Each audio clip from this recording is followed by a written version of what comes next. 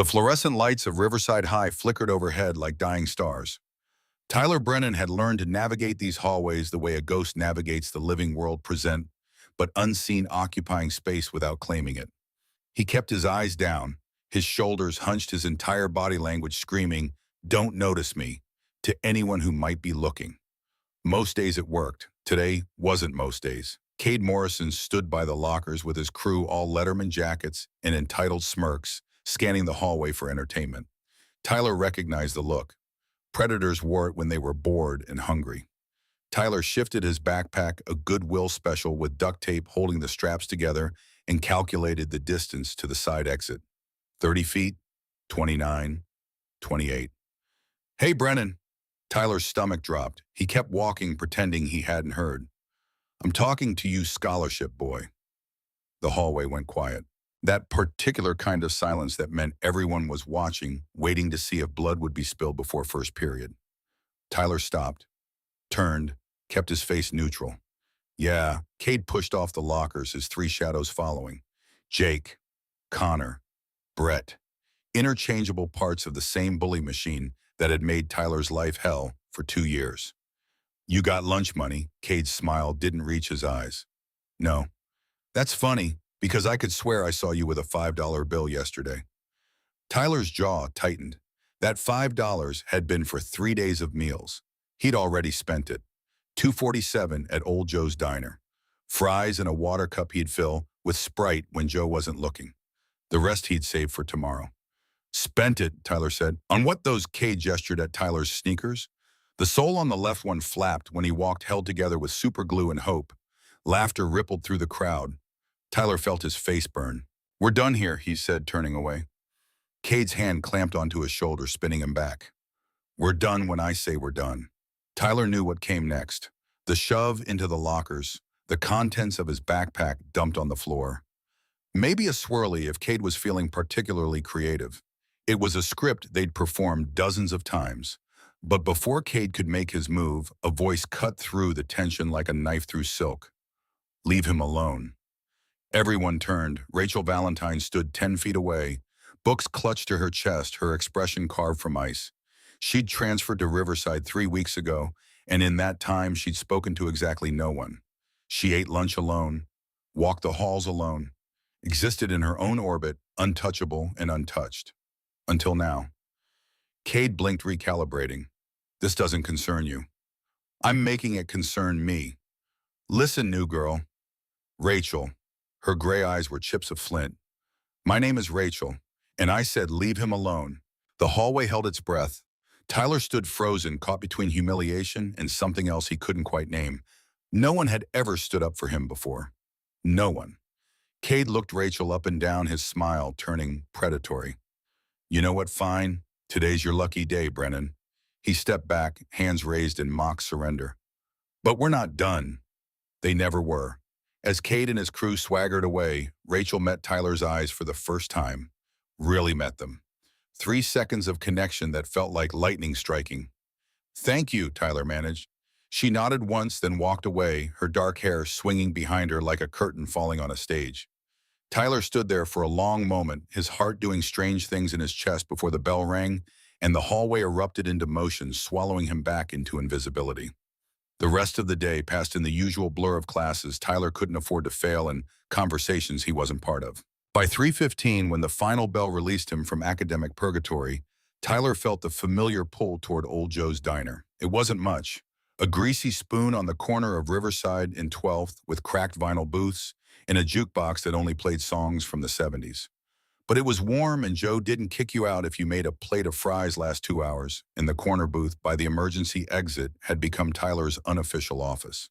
He walked the 8 blocks from school, hands shoved in his jacket pockets, watching the neighborhood shift from suburban sprawl to urban decay.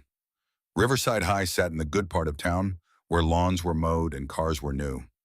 Tyler's apartment building sat in the part where sirens were background music and gunshots were punctuation marks. The transition happened gradually. Clean streets gave way to cracked sidewalks. Boutique coffee shops became liquor stores with bars on the windows. By the time Tyler reached Old Joe's, he was home in the only way that mattered. This was his world, and he knew how to survive it. The diner's bell chimed as he pushed through the door. Joe, a barrel-chested man in his 60s with forearms like hams, looked up from the register. "Usual spot's open," Joe grunted. "Thanks." Tyler slid into the corner booth, the one with the rip in the vinyl that leaked yellow foam, and pulled out his calculus homework. Mrs. Chen had assigned 30 problems. Tyler had understood maybe 5 of them, but he'd worked through all 30 anyway because failing wasn't an option. His scholarship depended on maintaining a 3.5 GPA. His future depended on that scholarship. Freeze Joe appeared tableside, order pad ready. Yeah, small and water. Joe's expression softened almost imperceptibly. "You eat anything else today, kid?" Tyler thought about the granola bar he'd split with Nana Claire for breakfast. "I'm good." Joe grunted again, but Tyler saw him scribble something extra on the pad.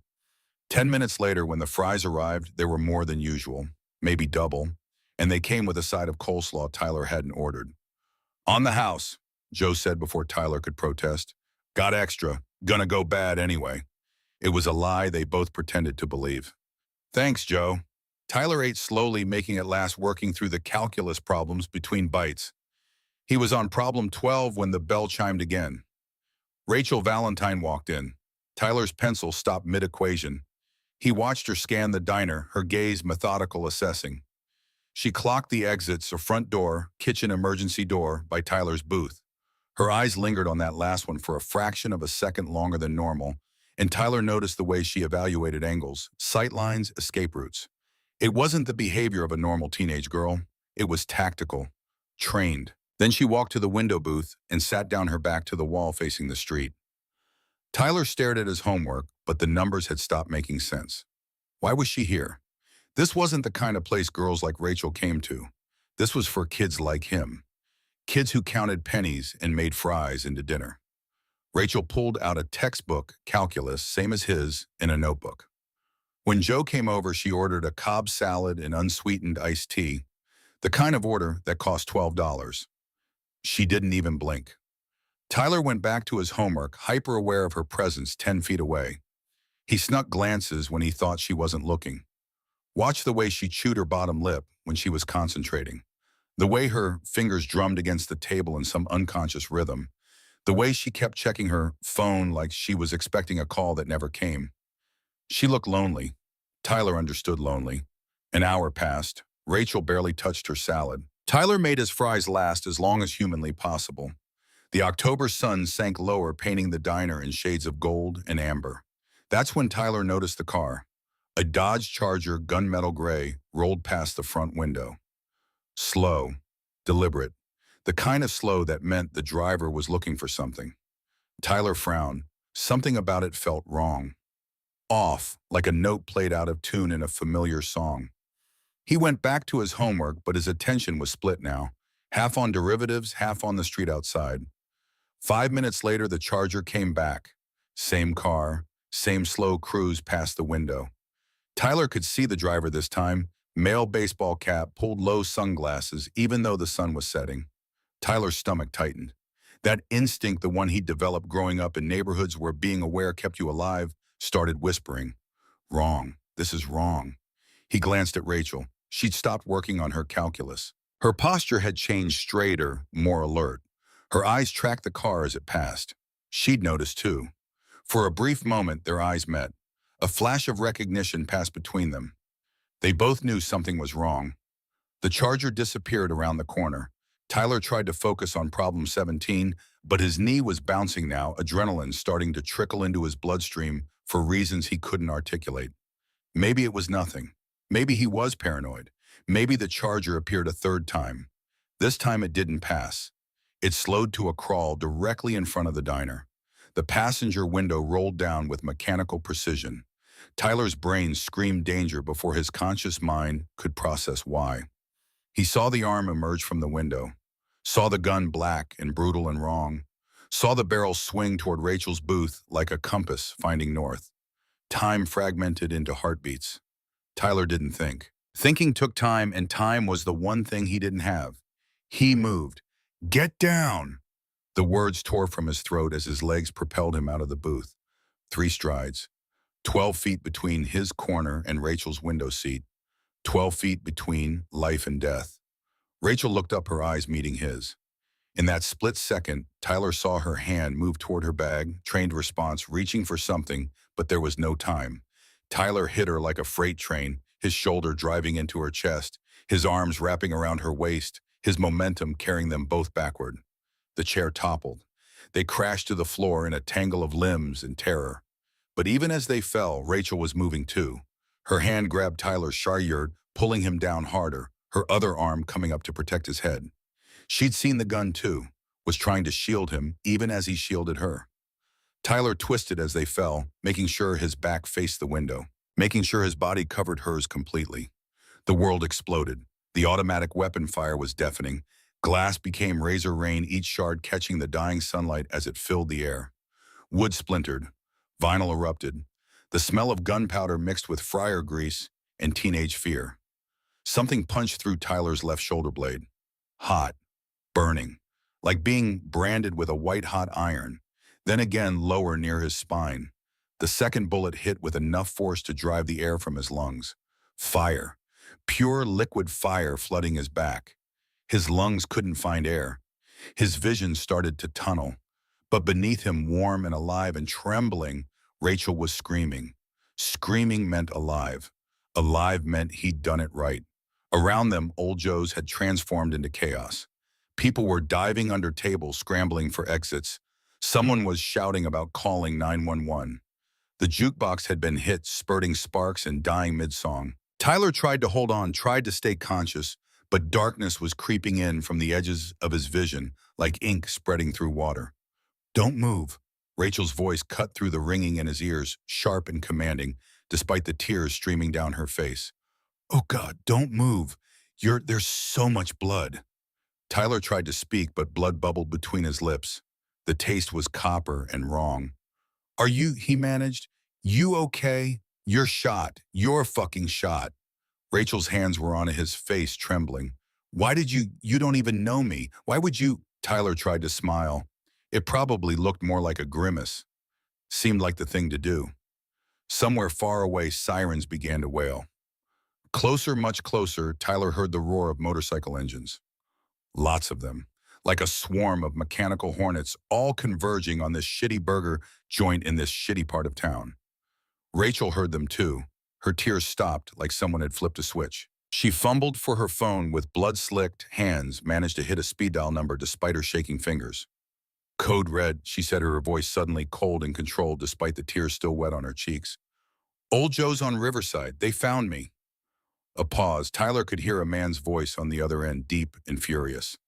"I'm okay, but the boy who saved me." Rachel's voice cracked.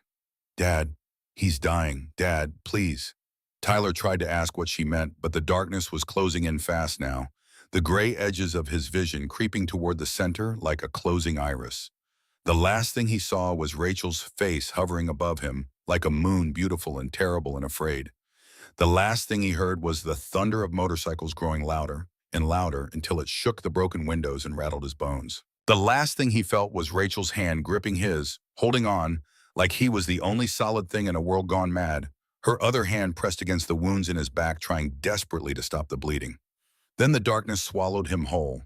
Consciousness returned in pieces, beeping first, rhythmic and insistent, dragging Tyler back from wherever he'd been.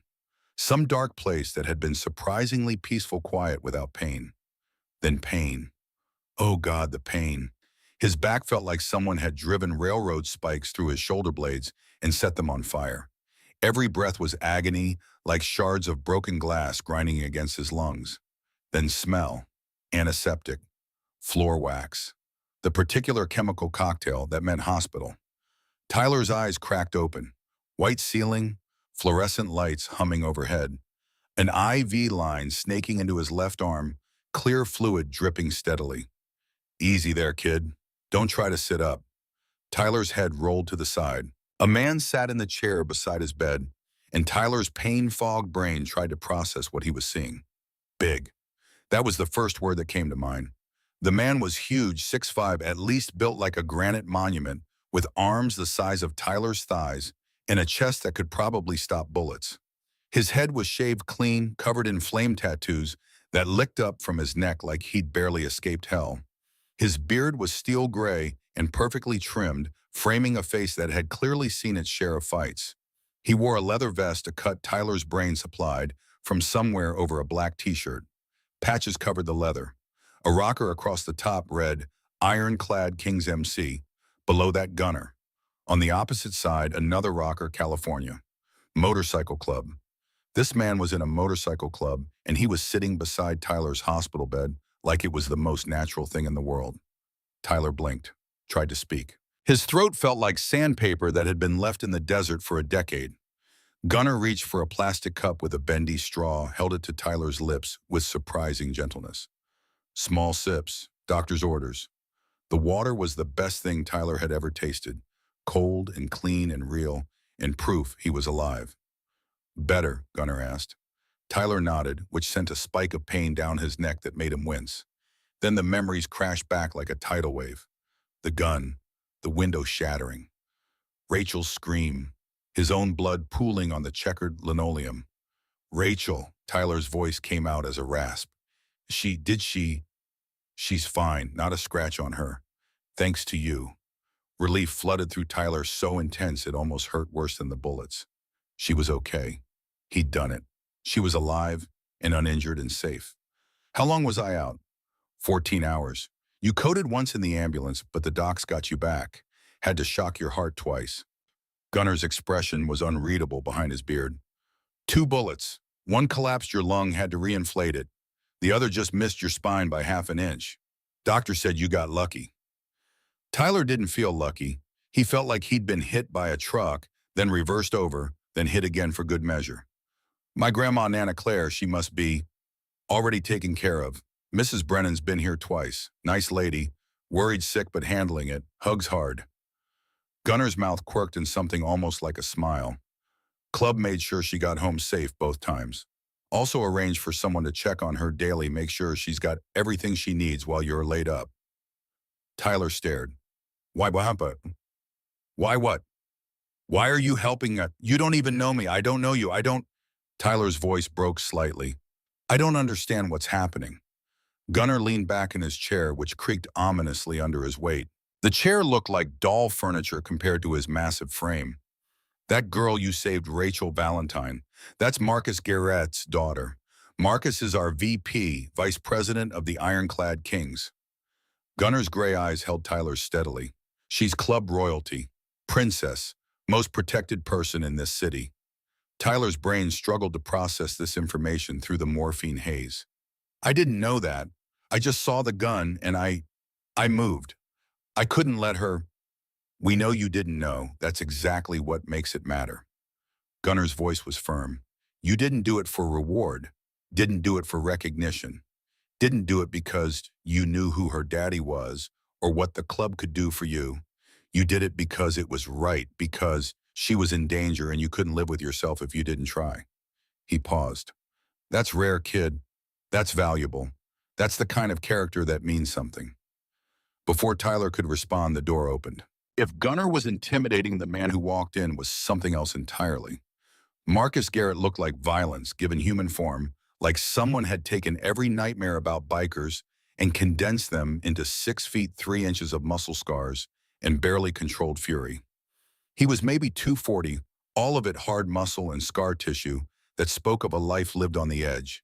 His head was shaved smooth, his beard shot through with gray, that somehow made him look more dangerous, not less. A scar ran from his left eyebrow all the way down to his jawline, pulling his face into a permanent expression of controlled menace. He wore his cut over a black t-shirt, his massive arms covered in elaborate tattoos that told stories Tyler couldn't read but could feel. The patches on his leather proclaimed him VP, second in command of the Ironclad Kings, the man who stood between the president and everyone else. But it was his eyes that held Tyler frozen. Dark, intelligent, assessing. The eyes of a man who'd seen everything life had to throw at him and had thrown it back twice as hard. The eyes of a predator who was currently evaluating whether Tyler was prey or something else. This him, Marcus's voice was gravel in a cement mixer, rough and deep. Yeah, Steele. This is Tyler Brennan. Marcus approached the bed slowly, deliberately, like he was giving Tyler time to process his presence to decide whether to be afraid or not. He pulled up a second chair, normal size, looking comically small under his bulk, and sat down, elbows on his knees. For a long moment, he just looked at Tyler, studied him, assessed him like he was a complex equation that needed solving. Tyler fought the urge to squirm under that intense scrutiny. Everything about Marcus Garrett radiated danger, but Tyler was too tired and too drugged to properly appreciate the fear he should probably be feeling. "You know who I am?" Marcus finally asked. "Rachel's father," Tyler said, his voice steadier than he felt, "and VP of the Ironclad Kings." "That's right." Marcus's expression didn't change. "You know what you did yesterday?" "I tried to help. You threw yourself on top of my daughter when bullets were coming through that window. You took 2 rounds in the back. You could have died." Marcus's jaw tightened almost imperceptibly. "You should have died. Doctor told me if that second bullet had been half an inch to the right, it would have severed your spine. You'd be paralyzed for life, pissing into a bag, never walking again. You understand that?" Tyler swallowed hard. He hadn't really thought about that. Hadn't thought about anything except getting Rachel down, getting her safe. "Is Rachel really okay?" Tyler asked. "No injuries at all." And that's when Marcus's expression cracked. Not much, just a slight softening around the eyes, a barely perceptible relaxation in his massive shoulders. But it was there, and it transformed his face from terrifying to almost human. "She's perfect, not a scratch. Shaken up but physically unharmed. You made absolutely certain of that." Marcus reached out slowly, telegraphing his movement like he was approaching a skittish animal, and gripped Tyler's forearm. His hand was rough, heavily calloused, scarred from decades of hard living. The hand of a man who'd built things and broken things in equal measure. "You gave me the greatest gift anyone's ever given me. You gave me my daughter's life." Tyler didn't know what to say to that. What could you possibly say? "I didn't really think about it." He admitted the words, feeling inadequate even as he said them. "I just moved. Saw the gun and moved. There wasn't time to think." "I know. That's what makes it honorable." Marcus released Tyler's arm and sat back, his dark eyes never leaving Tyler's face. Most people freeze when bullets start flying. Natural human response. Brain shuts down, body locks up, survival instinct says hide. But you ran toward the danger to save a girl you didn't even know. That tells me something about who you are." "I know her," Tyler said softly. "I mean, I don't know her, but I've seen her at school. She eats lunch alone, does her homework by herself, seems—" He trailed off, unsure how to finish that sentence without sounding creepy or presumptuous. "Lonely," Marcus finished for him, his voice quiet. "Yeah, she is. Being my daughter comes with a price. Hard to make real friends when your dad's in an MC and your life's potentially in danger from rival clubs or people who want to hurt me through her. She's had bodyguards her whole life, sometimes visible, usually not. That's shooting. Those were scorpions, rival club. They've been pushing boundaries, and attacking my daughter was them declaring war." He stood up, and Tyler noticed for the first time that there were other people in the hallway outside his room. Men in cuts standing guard. Tyler's room wasn't just protected, it was fortified. "I need to ask you something important," Marcus said, his tone shifting to something more businesslike. "And I need you to be completely honest with me. Can you do that?" Tyler nodded, even though moving his head sent fresh pains shooting down his neck and spine. "The guys who did this, the Scorpions, they're our enemies. They've been testing us, pushing into our territory, dealing where they shouldn't be dealing. This shooting, attacking Rachel, that was an escalation, a declaration of war." Marcus's expression hardened, all the softness disappearing like it had never been there. "We're going to respond. That's not a question, that's a fact. But before we do, I need to know. Do you remember anything about the shooter, Demar? Any details at all that might help us find them?" Tyler closed his eyes, pulling details from the chaos of memory. It felt important to get this right, to give Marcus everything he could remember. Dodge Charger, gunmetal gray, older model, maybe 10 years. Dent in the rear quarter panel, driver's braided is tinted windows but not factory after. Market too dark to be legal. I didn't see the shooter's face clearly, just his arm and the gun when he raised it. Black leather jacket. The gun was Tyler paused, trying to remember. Big, automatic, maybe an Uzi or a MAC-10, I don't know guns that well, but it was the kind that sprays a lot of bullets fast. When he opened his eyes, Marcus was smiling. It wasn't a nice smile. It was the smile of a predator who just caught the scent of prey. That's more than enough. That's perfect, actually. He nodded to Gunner. Send that to Blaze. Tell him to check traffic cams in a 5-block radius around Old Joe's. That dense distinctive should be easy to spot on camera. Gunner pulled out his phone and stepped into the hallway, already typing. Marcus turned back to Tyler, and his expression softened slightly again. You need anything? Food that doesn't taste like cardboard books to read, someone to threaten the nurses into giving you better pain meds. Despite everything, the pain, the confusion, the surreal nature of having a motorcycle club VP sitting beside his hospital bed, Tyler almost smiled at that. I'm okay, he said. Bullshit. You're a 16-year-old kid recovering from gunshot wounds in a hospital room that probably costs more per hour than your family makes in a week. You're not okay, and that's fine. But you will be.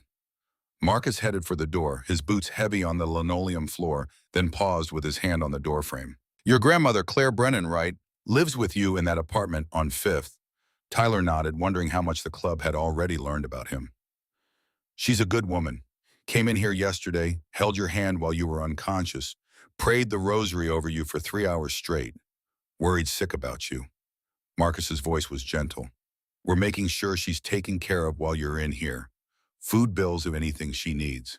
That's not charity, that's respect. You saved my daughter, you're owed. Thank you. Tyler managed his throat tight. Don't thank me yet. Marcus looked back at his expression, serious and unreadable.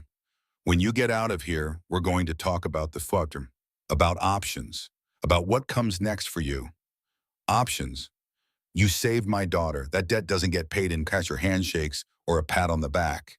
It gets paid in family and protection in brotherhood. Marcus's gaze was intense, boring into Tyler like he was trying to see straight through to his soul. The ironclad kings take care of our own. And whether you knew it or not, the second you threw yourself on those bullets, you became ours. Think about that. With that cryptic statement, he left his presence, seeming to suck some of the oxygen out of the room with him. Tyler lay there, his mind reeling, trying to process what had just happened. Family brotherhood. What did that even mean? He was just a kid who'd made a split-second decision. He wasn't. He didn't have long to wonder. 5 minutes later, the door opened again and Rachel walked in. She looked different from the untouchable girl at school. Her dark hair was pulled back in a messy ponytail instead of the sleek style she usually wore. Her face was scrubbed clean of the minimal makeup she sometimes wore, revealing dark circles under her eyes that spoke of a sleepless night. She wore an oversized hoodie probably borrowed from someone in the club, hanging almost to her knees in jeans with ripped knees that looked like they'd come from genuine wear rather than fashion. She looked younger like this, more vulnerable, more real, more like a girl who'd watched someone nearly die for her. Hi, she said softly, hovering by the door like she wasn't sure if she was allowed to come closer, like Tyler might blame her for what had happened. Hi, Tyler echoed. His heart was doing weird things in his chest, and he didn't think it was related to the collapsed lung that had been reinflated. I wanted to come sooner, but Dad said I should wait until you were awake. Said you needed rest more than visitors. She trailed off, worrying at her bottom lip in that way Tyler had noticed at the diner. Can I sit? Yeah, of course. She pulled the chair Marcus had vacated closer to the bed and sat down, her hands clasped tightly in her lap. For a long moment, neither of them spoke. Tyler could hear the beep of his heart monitor, the hum of the hospital machinery, the distant sound of nurses talking in the hallway. Finally, Rachel said, "Thank you." Tyler shook his head gently, mindful of the pain. You don't have to. Yes, I do. You saved my life. You almost died saving my life. Her eyes were bright with unshed tears, and Tyler could see her fighting to keep her composure. Why did you do it? You don't even know me. I wanted to know you, Tyler admitted before his brain could stop his mouth. The morphine was making him honest in a way he probably wouldn't have been otherwise. I mean, not in a creepy way, just you seemed interesting and lonely. I've been watching you at school for the past 3 weeks, not in a stalker way, just noticing you, and I thought maybe we could be friends. Maybe you needed a friend. A tear slipped down Rachel's cheek, cutting a path through the exhaustion on her face. Well, we're definitely more than friends now. You can't take bullets for someone and stay at the friend level. That's not how it works. What level are we at then? Tyler asked, managing a weak smile despite the pain. Rachel laughed, a wet, slightly hysterical sound that was half laugh and half sob. I don't know. Bonded for life, you're stuck with me forever now. Those are the rules. She wiped at her eyes with the sleeve of the oversized hoodie. Dad's already decided your family, which fair warning means you're probably going to have bikers following you around for the foreseeable future. They're very protective of people they consider theirs. I noticed, Tyler said dryly, thinking of Gunner's massive presence and the guards in the hallway. I'm sorry, Rachel said suddenly, her voice cracking. I'm so sorry you got hurt because of me. I'm sorry my life is so complicated that people shoot at me. I'm sorry that my father's choices mean I can't have normal friends, or go normal places, or live a normal life. I'm sorry that you're lying in a hospital bed with holes in your back because you tried to help me. Stop. Tyler reached out with his good arm, the one without the IV and the monitors, and took her hand. Her skin was soft, warm, alive proof that his split-second decision had been the right one. You didn't ask for those guys to shoot at you. You didn't put that gun in their hands. You didn't create the situation. This isn't your fault, Rachel. None of this is your fault. Rachel squeezed his hand hard, like she was trying to anchor herself to something real, something solid in a world that had tilted sideways. You're too nice. You know that, way too nice for this world, for my world. Someone's got to be, Tyler said, echoing what he'd said to himself 1,000 times. Being kind cost nothing, and sometimes it was the only thing that kept the darkness at bay. They sat like that for a while, hand in hand, not speaking. Outside the window, Tyler could see the sun moving across the sky, afternoon settling into evening. He'd lost almost a full day to unconsciousness and surgery. Another day survived. Another day closer to what? He didn't know anymore. His whole life had been about survival, scraping by, staying invisible, making it to tomorrow with enough money for food and rent, making sure Nana Claire had her medications, making sure his scholarship stayed intact so he could escape this life, eventually go to college, become something more than a poor kid from a bad neighborhood.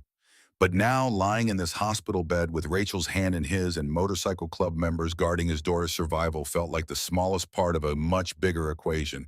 He'd saved someone, mattered to someone, been seen by someone.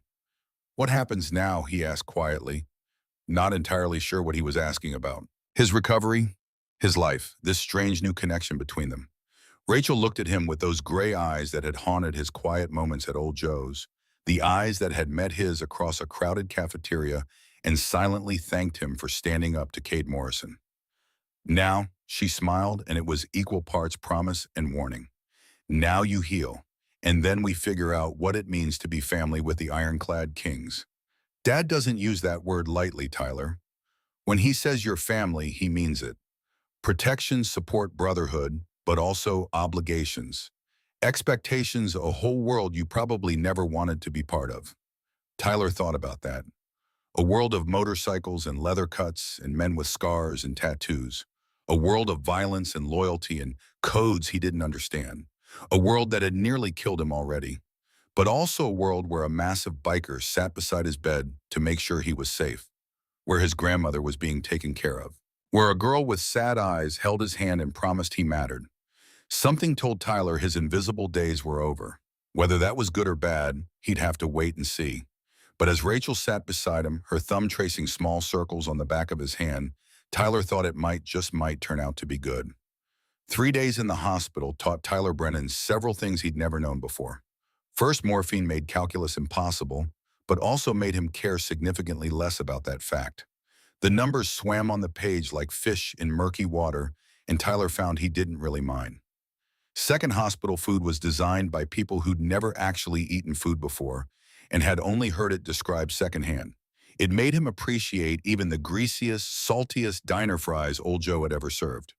Third, the Ironclad Kings took the concept of guard duty very, very seriously.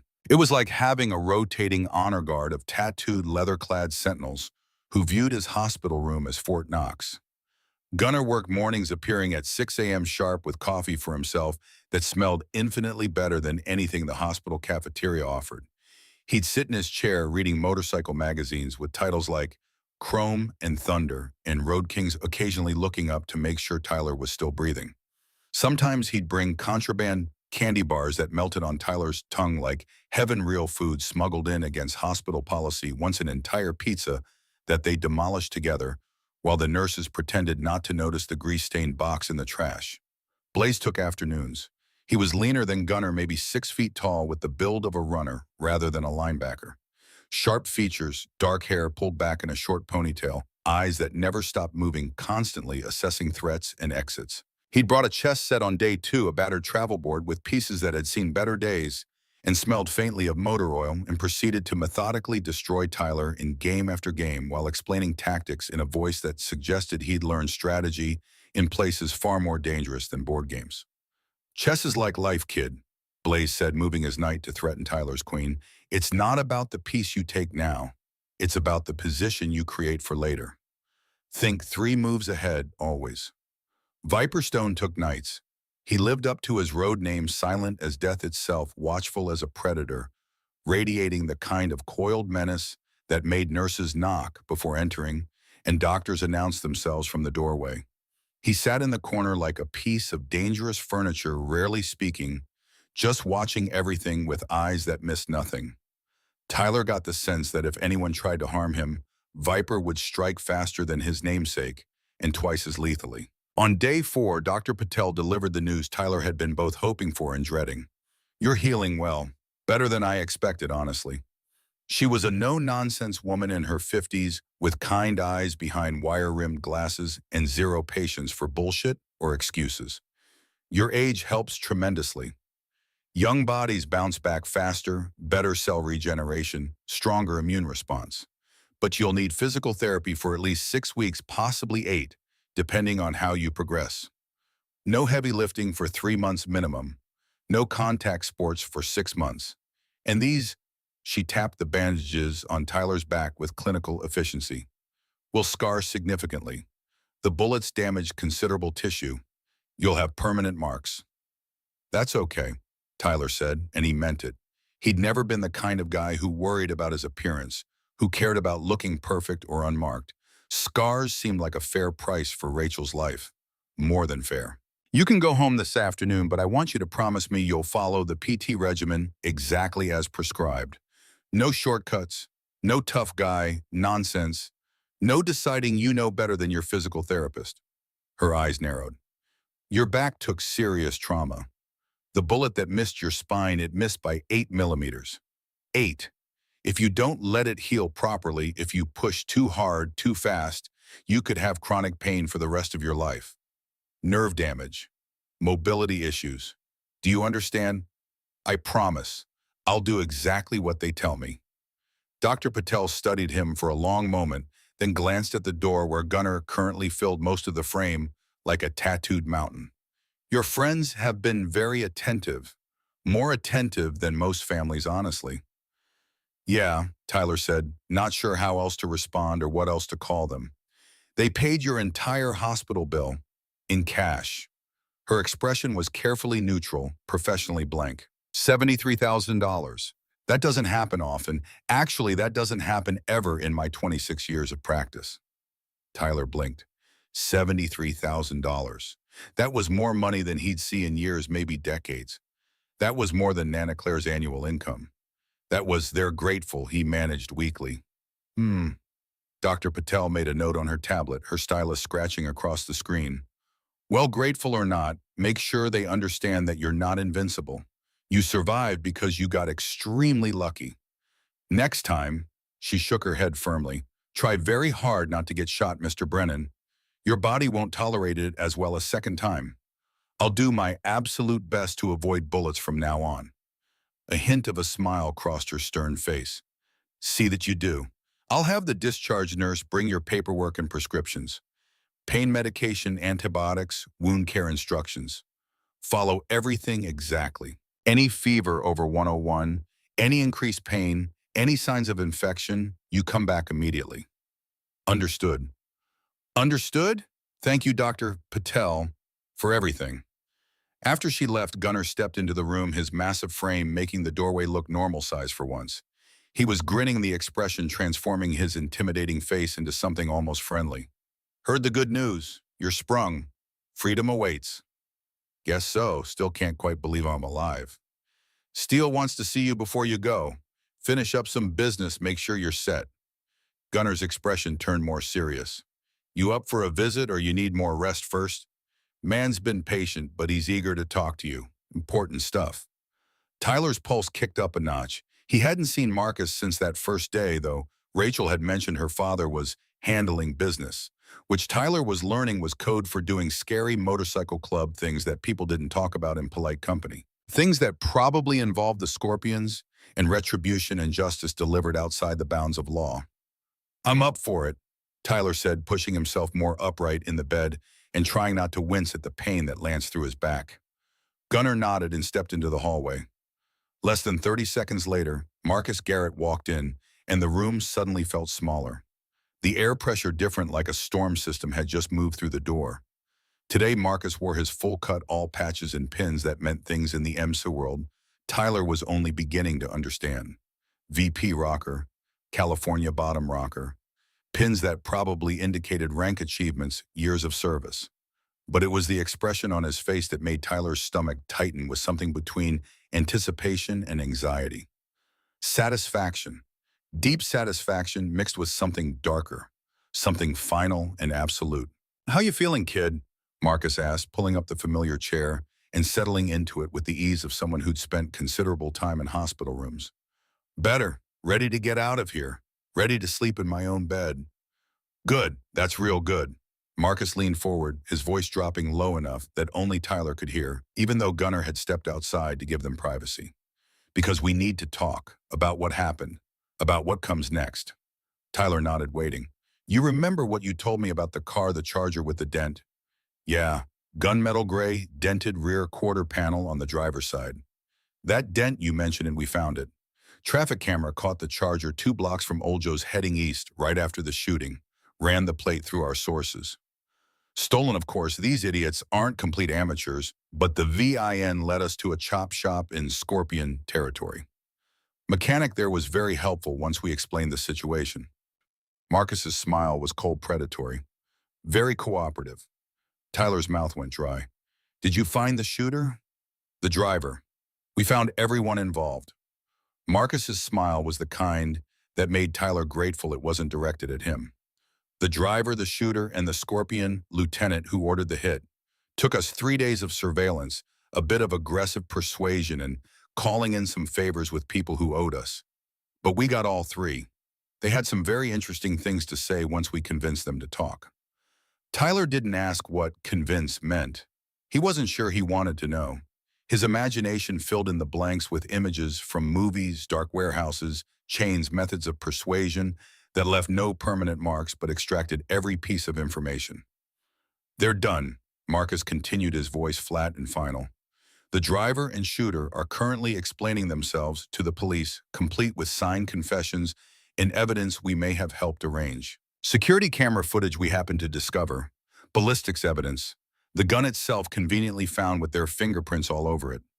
They'll be in prison for the next 20 years minimum. Attempted murder assault with a deadly weapon conspiracy. Stack the charges right, and they'll die behind bars. The finality in those words settled over the room like a heavy blanket. Tyler understood what wasn't being said, what couldn't be said openly, even here in a private hospital room. What had happened in whatever warehouse or basement or dark place the ironclad kings used for their brand of justice before the official justice system got involved. He should have been horrified, should have been scared, should have been questioning the morality of vigilante justice and extra-legal consequences. Instead, he felt a grim, fierce satisfaction burning in his chest.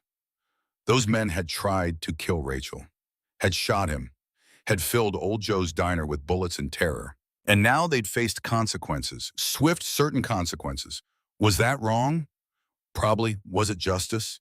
Maybe not the legal kind, but justice nonetheless.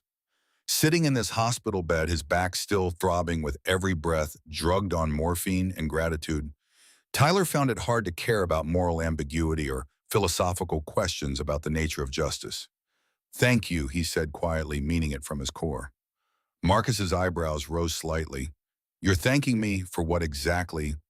For making sure they can't hurt anyone else. For making sure Rachel's safe. For Tyler struggled to find the right words. For caring enough to do something about it. Damn right I did something about it. They threatened my daughter, my family. There's no forgiveness for that, no second chances, no mercy. Marcus reached into his cut and pulled out an envelope, cream-colored and thick. Which brings me to why I'm really here. You're getting out today, which means you're going back to real life. School, your grandmother, homework, all the normal teenage stuff. But that life's going to yip on me affair in the house. You need to understand that. He handed Tyler the envelope. Inside was a stack of bills, all hundreds. Tyler's hands shook slightly as he counted. 50 bills, $5,000. I can't, Tyler started, his throat tight. It's not charity, Marcus interrupted firmly. It's compensation for what you did, for what you lost, for what you gave. He ticked off on his scarred, calloused fingers. You missed a week of school that affects your scholarship, your grades. Your clothes were completely destroyed by bullets and glass. Every piece you were wearing is evidence now. Your grandmother's been stressed to hell and back, probably aged a year in the past 4 days. This covers all of that. This makes sure you don't fall behind because you did the right thing. It's too much. $5,000 it's not enough. It's not remotely enough, but it's the start. Marcus's expression softened infinitesimally. Kid, you saved my daughter's life. You took bullets meant for her. Money can't repay that. All the money in the world couldn't repay that. But I can make sure you and your grandmother don't have to choose between rent and food anymore. I can make sure you don't have to survive on $2.47 worth of fries and stolen soda. I can make sure Nana Claire gets her medications without having to decide which ones she can afford this month. That's the absolute least I can do. Tyler's eyes burned with tears he refused to let fall. When was the last time someone had looked out for him like this? When was the last time anyone had cared whether he had enough to eat? Whether his grandmother could afford her heart medication? Whether he was struggling? Never. The answer was never. There's something else we need to discuss, Marcus said, his tone shifting slightly. At school, I heard you've been having some problems. A boy named Cade Morrison and his friends. They've been making your life difficult. Tyler's jaw tightened. Of course the club had looked into his life. Of course they knew about the bullying, the locker incidents, the constant low-level harassment that had been his existence for 2 years. It's fine, he muttered. I can handle it. It's just high school stuff. It's not fine and you shouldn't have to handle it alone, but it will be handled. Marcus stood up, his 6'3" frame towering over the hospital bed. The guys who've been giving you shit, they're going to learn some manners. Not from me directly. I don't threaten kids, that's not how I operate. But his smile was predatory, showing teeth. Let's just say their fathers and I are going to have some conversations. Father to father, man to man. About how their sons should treat people. About respect and consequences. About how the world works when you mess with the wrong person's family. Before Tyler could respond, before he could process the implications of that, there was a knock on the door. Gunnar stuck his head in, his expression lighter. Steal Rachel's here, and she brought what looks like Santa's entire workshop in bag form. Rachel entered carrying a duffel bag that looked almost as big as she was straining with whatever was stuffed inside. She dumped it on the foot of Tyler's bed with a heavy thump that made the mattress bounce. Clothes, she announced, slightly breathless. Since yours got shredded by bullets and glass and are currently sitting in an evidence locker downtown. I guessed on sizes, you're what, medium, shirt 30, waist. She didn't wait for confirmation. Also your homework from the past week. I'm sorry, but Mrs. Chen absolutely insisted someone deliver it and threatened to mark you absent if I didn't. Some books Blaze said you might like, chess books, strategy books, and she pulled out a leather jacket, not a full cut, not the patched vest of a member, but a nice jacket nonetheless. Black leather with silver zippers, simple and classic, and probably worth more than Tyler's entire current wardrobe. The club wants you to have it, she said, her expression softer now. It's not membership or anything official. You're not being patched in or asked to prospect.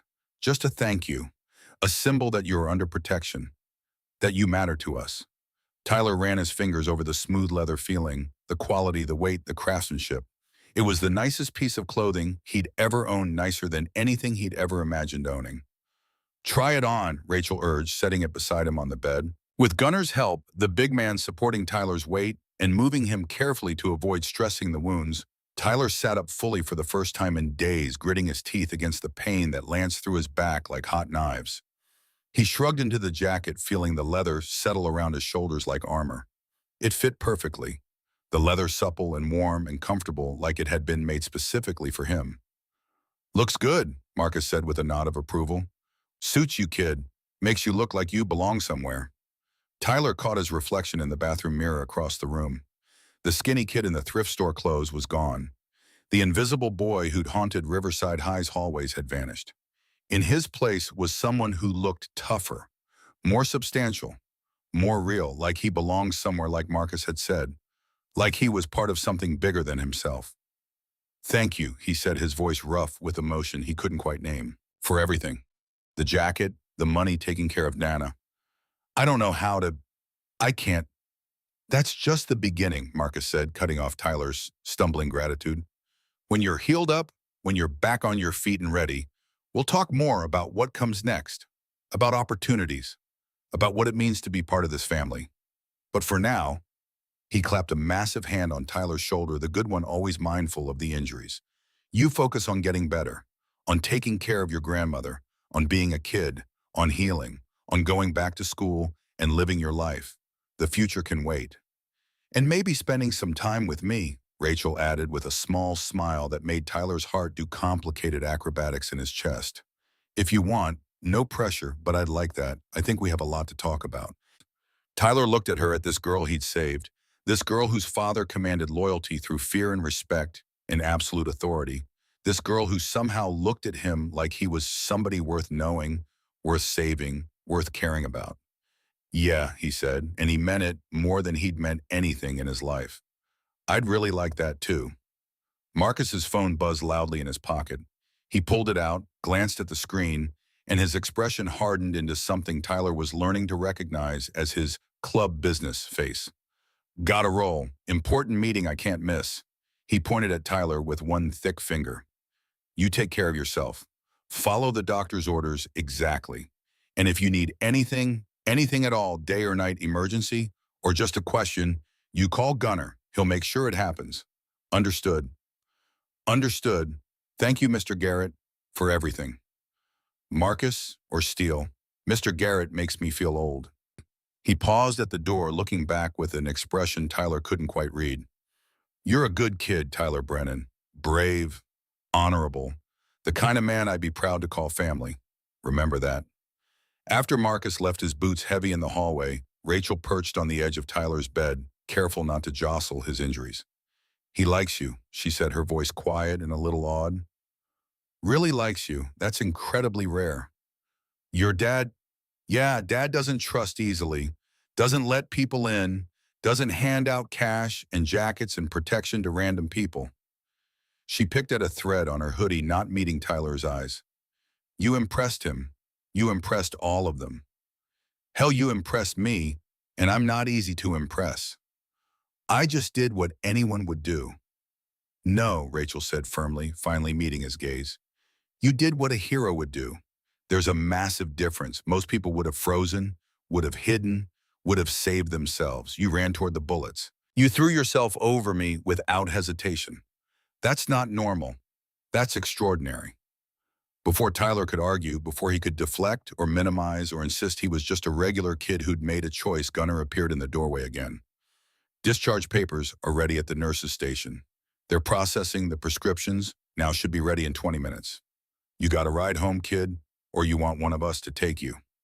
Tyler thought about Nana Claire's ancient sedan, a 1998 Honda Civic that may or may not start on any given day and burned oil like a chimney. I think I need a ride, if that's okay. More than okay, it's done. Gunner grinned. I'll pull my truck around to the patient loading zone. Rachel, you staying with him till he's ready? Obviously. As Gunner left to get his vehicle, Rachel squeezed Tyler's hand, her fingers warm and steady. Welcome to the family, Tyler Brennan. Her smile was equal parts excited and apprehensive. Fair warning, it's going to be a wild ride. The ironclad kings don't do anything halfway. Protection, loyalty, brotherhood. It all comes with intensity you probably can't imagine yet. But you saved me. That makes you one of us now, whether you're ready for it or not. Looking at her, at this beautiful, complicated, dangerous girl who'd somehow become the center of his world in the span of a bullet's flight, who'd gone from a lonely stranger at a diner to someone holding his hand in a hospital room, Tyler couldn't help but feel like maybe, just maybe, he was ready.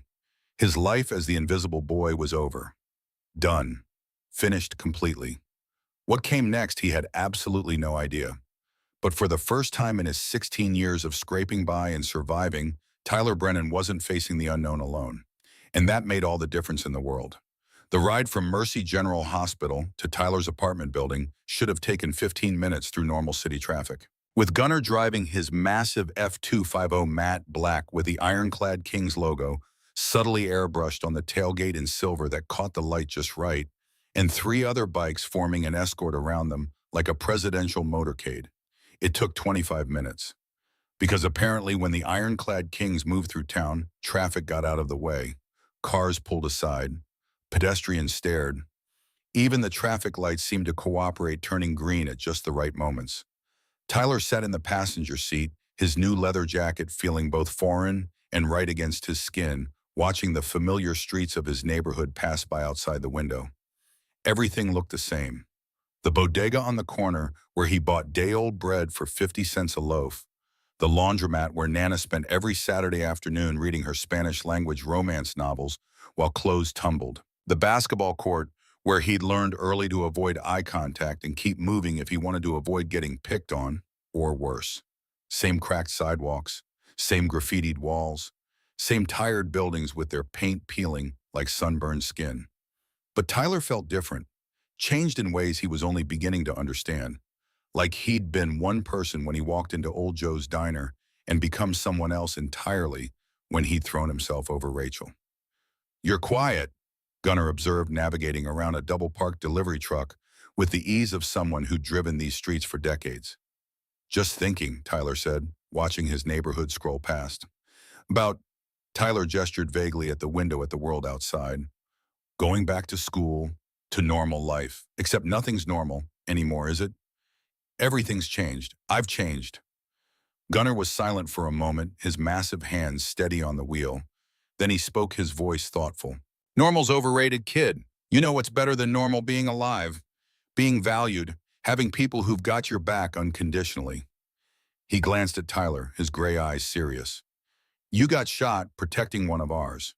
That makes you one of ours, whether you wear a patch or not, whether you ever prospect or not. You understand what that means?" "Not really," Tyler admitted. "I mean, I think I'm starting to, but it's all happening so fast. 4 days ago, I was invisible. Now I've got bikers escorting me home from the hospital. It means you're not alone anymore. It means when someone fucks with you, they fuck with the whole club, all 47 patched members, plus prospects and hangarounds. It means," Gunnar pulled up to Tyler's building, a 4-story walk-up with crumbling brick facade and bars on the ground floor windows. "It means you matter. To us. To this brotherhood. That's not something we say lightly." The words hit Tyler harder than he expected. You matter. When was the last time someone had said that to him? When had anyone ever made him feel like his existence made a difference? Never. The answer was never, until 4 days ago. Nana Claire was waiting on the stoop, wrapped in her flowered shawl despite the mild October weather that didn't really require it. The moment she saw Tyler climbing carefully out of Gunnar's truck, moving slowly, wincing with each motion, she was in motion. She moved faster than a 70-year-old woman with bad knees and arthritis should be able to move, practically running down the steps with her arms already reaching. "My boy. My Tyler." Gunnar had barely put the truck in park before she was yanking open the passenger door with strength born of relief and terror and love, pulling Tyler into a hug that made his healing wounds scream in protest. Tyler didn't care. He hugged her back fiercely, breathing in her familiar scent of lavender soap and peppermint candies, and home, feeling her tiny frame shake with sobs against his chest. She was crying and scolding him simultaneously, in rapid-fire English, peppered with Spanish expressions Tyler had grown up hearing. Something about foolish boy and so brave, and never again you hear me. Never again. Tyler just held her, letting her get it all out, letting her be scared and relieved and angry all at once, letting her be the grandmother who'd raised him alone after his mother died, who'd sacrificed everything to keep him fed and clothed and educated. When she finally pulled back, her weathered hands came up to cup his face, her eyes the same dark brown as his own, searching his features like she was memorizing them all over again. Then she turned to Gunnar with fierce eyes that had cowed bigger men than him. You kept him safe like you promised. Gunnar's Spanish was clearly limited, but he understood enough. He nodded respectfully. Yes, ma'am, we took good care of him. Best doctors, 24-hour guard, everything he needed. She studied Gunnar for a long moment, this massive tattooed biker who probably outweighed her by 180 pounds and could break most men in half without breaking a sweat, then nodded sharply satisfied. Good. Thank you. You are good men, strange men, scary men, but good hearts. She patted his arm like he was a well-behaved dog who just performed a clever trick. Then she was herding Tyler toward the building, one hand firmly on his elbow, supporting him like he might collapse at any moment, which, given how wobbly his legs felt after 4 days in bed, wasn't entirely unreasonable. Gunnar called out from behind them, Tyler. Wait up! Tyler turned carefully, mindful of his back, to find Gunnar holding out a cell phone. Not Tyler's ancient flip phone that barely made calls and couldn't text to save its life, but a newer smartphone in a heavy-duty protective case. From the club, Gunnar explained, walking over to hand it to him. My number's already programmed in under favorites. So Steele's, Rachel's, Dutch's, Blazes, and Vipers. You need anything at all, day or night, emergency or question, or just to talk, you call. We'll answer. That's a promise, boss. Tyler took the phone, feeling its weight in his hand. Another gift he didn't know how to accept, didn't feel he'd earned. Thank you for everything. The guarding, the company, Gunnar waved it off. Just get some rest, kid, heal up, and keep that jacket close when you go out. There's people in this neighborhood who will think twice about starting shit if they see you wearing King's gear. Word's already spreading about what happened, about who you are now. As Gunnar drove away, the other bikes falling in behind him, like an honor guard, departing after a military funeral, Nana Claire squeezed Tyler's arm. Good people, she said quietly in her accented English. Dangerous people, yes, but good hearts underneath. They protect you. They protect me. I am grateful. Tyler wasn't sure good was the right word for the ironclad kings, but loyal, protective, willing to commit felonies on your behalf and call it justice. Yeah, those definitely fit. The apartment was exactly as Tyler had left it 4 days ago. Cramped, cluttered with a lifetime of accumulated possessions, but spotlessly clean because Nana kept their space immaculate, even if she couldn't do anything about the peeling wallpaper, or the radiator that clanked like a dying robot, or the water stains on the ceiling. But something was different. Tyler noticed it immediately. The refrigerator was full, not just full stuffed. Fresh vegetables, fruit, milk, eggs, real meat instead of the discount stuff that was mostly gristle. The kind of groceries Nana usually looked at wistfully in the store but couldn't afford. Nana saw him looking. The big one, Gunnar. He came 3 times while you were in hospital. Each time he brought money, cash in envelope, for food, for bills, for medicine. He made me take it. Her eyes were suspicious but grateful. Where does all this money come from, Tyler? So much money for people who don't know us. Tyler chose his words carefully, settling into the worn couch that had been his mother's before she died. From people who are grateful I helped their daughter. People who take care of family. That's all, Nana, I promise. That is not all. She fixed him with the look that had made him confess to breaking her favorite vase when he was 7, the look that saw through every lie and evasion. These men, this club, they are dangerous. Yes, criminals maybe. Sometimes, Tyler admitted, because lying to Nana had never worked and wouldn't start now. When they need to be. But they're not bad people. They have their own code, their own honor. They protect their own. And you? Are you dangerous now? Are you one of them? Tyler thought about the bullets in his back, about the cold satisfaction he'd felt hearing that Rachel's attackers would spend decades in prison, about the way Cade Morrison had gone pale when he saw Tyler in the leather jacket that screamed ironclad King's protection. I don't think I'm dangerous, he said slowly, but I'm not going to be invisible anymore either. I'm not going to let people push me around. I'm not going to hide. Does that make me dangerous? Maybe, but maybe that's not a bad thing. Nana was quiet for a long moment, her weathered hands folded in her lap, her eyes distant, like she was weighing something important. Then she reached across the gap between couch and armchair and took his hand in both of hers. When your mother died bringing you into this world, I promised her I would keep you safe, keep you good, raise you right.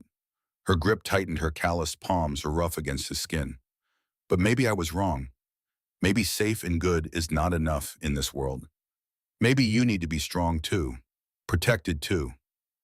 Nana, these men, they protected you when you were hurt. They protected me when I was afraid. They made sure we could eat, could pay rent, could get medicine, could live without fear of eviction or starvation. She met his eyes steadily. Your mother, God rest her soul, she would not like these people. She would say they are criminals, that they bring violence, that you should stay away. But she is not here, and we are. And you are alive because you have a good heart, and these men have strong backs. Sometimes God works in mysterious ways. She stood up, kissed his forehead with dry lips that smelled like peppermint, and began clearing the table they hadn't used yet. Subject closed. Tyler sat there on the couch processing what had just happened. His grandmother, who prayed the rosary every single night, without fail, who crossed herself when passing any church, who'd raised him in the Catholic faith, even when money for the collection plate was scarce, had just given her blessing to his association with a motorcycle club. The world really had turned completely upside down. She'd made his favorite meal, roast chicken with potatoes and carrots, the chicken falling off the bone, the vegetables seasoned with the spice blend she'd learned from her own mother back in Mexico. Tyler's stomach growled loudly. Hospital food had been edible at best, barely qualifying as actual nourishment.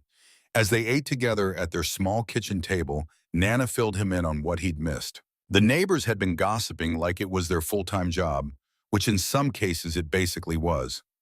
Mrs. Ramirez from 3B was convinced Tyler had joined a gang and would bring violence to their building. Mr. Park from across the hall thought Tyler was in witness protection because of all the intimidating men with guns who'd been around. The super had asked if they needed to increase security. The truth that Tyler had saved a motorcycle club VP's daughter and become part of their extended family was somehow both more and less dramatic than their wild theories. But that night the nightmares came. Tyler had been expecting them. Dr. Patel had warned him about PTSD, about trauma responses, about how the brain processes violent experiences. But expecting them didn't make them any less terrifying. He was back at Old Joe's Diner, the window exploding inward in slow motion, each shard of glass catching the light like a deadly prism. Rachel's scream splitting the air, the gun barrel tracking toward her. But this time when Tyler threw himself over her, the bullets didn't stop coming. They kept hitting him over and over, tearing through his back, and he couldn't protect her. Couldn't save her. Could only watch helplessly as the bullets found her anyway, as blood bloomed across her gray sweater, as her eyes went wide and empty. He woke up screaming. Nana was there instantly, like she'd been waiting outside his door, holding him, rocking him like she had when he was small and afraid of monsters under the bed. Except now the monsters were real, and they carried guns, and they'd already found him once. Breathe, mi niño, breathe. You are safe. You are home. It was just a dream, just a bad dream. But Tyler's heart was hammering so hard he could feel it in his throat, his shirt soaked with sweat that smelled like fear, his back burning where phantom bullets had struck in the nightmare. It felt real, Nana. It felt so real. I know, baby, I know. But it was not real. You are here. You are safe. The girl is safe because of you. She held him tighter. This will happen again. More nightmares. I don't know, maybe. Probably. Tyler's voice sounded small and young even to his own ears. The new phone on his nightstand, because of course he'd brought it into his bedroom, had been unable to put it down since Gunnar had given it to him, buzzed with an incoming text. From Rachel, can't sleep either. Nightmares want to talk. Tyler stared at the message, his hands trembling slightly. How did she know? Could she somehow sense what he was going through? Another text appeared. I get them too, after my shooting when I was 14. The nightmares, the panic, the fear. It gets better, I promise. But you don't have to face them alone. Call me if you need to talk, anytime. Tyler looked at Nana, who nodded understanding, and quietly left the room, closing the door behind her to give him privacy. He called. Rachel answered on the first ring, her voice clear and awake like she'd been expecting his call. Hey, hey, bad one. Yeah, really bad. I couldn't save you in the dream. The bullets kept coming and I couldn't. His voice broke.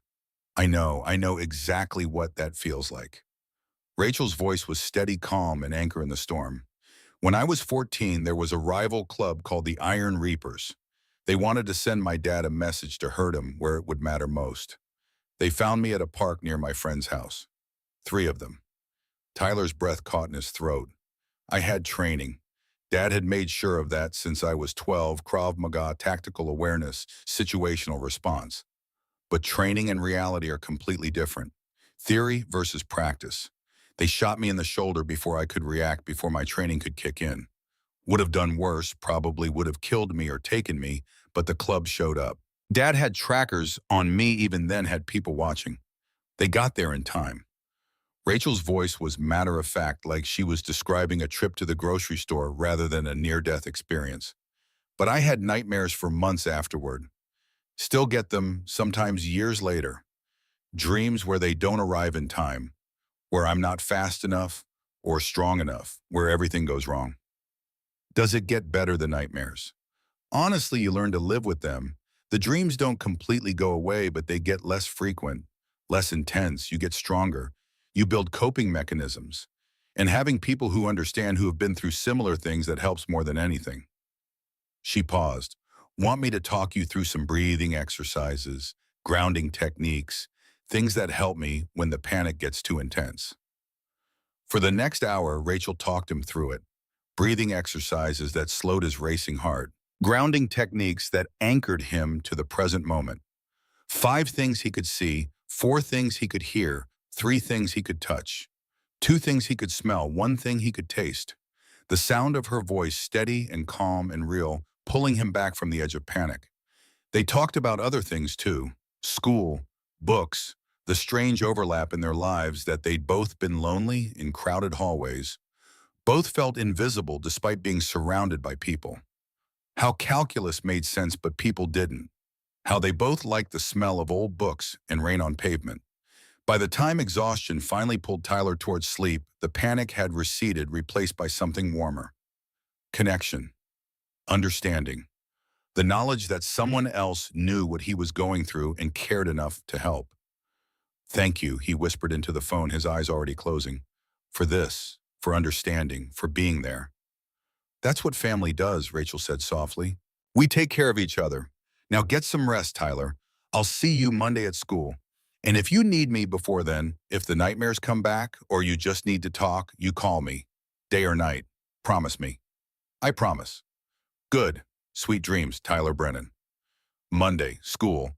Tyler had almost forgotten about school in the surreal bubble of hospital rooms and motorcycle clubs and profound life changes. Monday morning arrived too quickly, dragging Tyler from uneasy sleep filled with fragmented dreams that weren't quite nightmares, but weren't peaceful either. At 7:15, a firm knock on the apartment door had Nana shuffling to answer it, muttering about people who didn't understand reasonable morning hours. Tyler heard familiar voices and emerged from his bedroom to find Gunnar and Blaze standing in their small living room, looking massive and out of place among Nana's delicate furniture and religious icons. Morning, kid, Gunnar rumbled, looking far too awake and alert for this ungodly hour. We're your ride to school today. I can take the bus, Tyler protested weakly. You don't need to. You could take the bus, Blaze interrupted, his sharp eyes glinting with something like amusement. Or you could show up in style. Make a statement. Let everyone know things have changed, your choice in Ireland. Tyler looked at Nana, who simply shrugged and pushed a thermos of coffee into his hands. Go with them. Be safe. Make me proud. 30 minutes later, Tyler walked through the front gates of Riverside High School, flanked by 2 massive bikers in full cuts, their motorcycles idling at the curb behind them like chrome and steel dragons, engines rumbling in a way that made nearby car alarms whimper. Every head turned, every single head. The quad, normally buzzing with a chaotic energy, of pre-class socializing fell silent as Tyler crossed toward the main building. The kind of silence that happens when something impossible is occurring, when reality has shifted in a fundamental way. He saw Melissa Park's jaw literally drop open, saw Kevin Tran stop mid-step and nearly walk into a trash can, saw Cade Morrison and his football buddies freeze like deer caught in headlights, their faces going pale with what Tyler recognized as fear. Whispers erupted in their wake like wildfire spreading through dry brush. Is that Tyler Brennan with bikers? Are those ironclad kings? Holy shit, is he in a gang now? Did you see his jacket? What happened to him? Gunnar walked Tyler right to the main office, ignoring the stares, and whispers his massive hand, hovering protectively near Tyler's shoulder without actually touching, aware of the healing wounds, careful not to cause pain.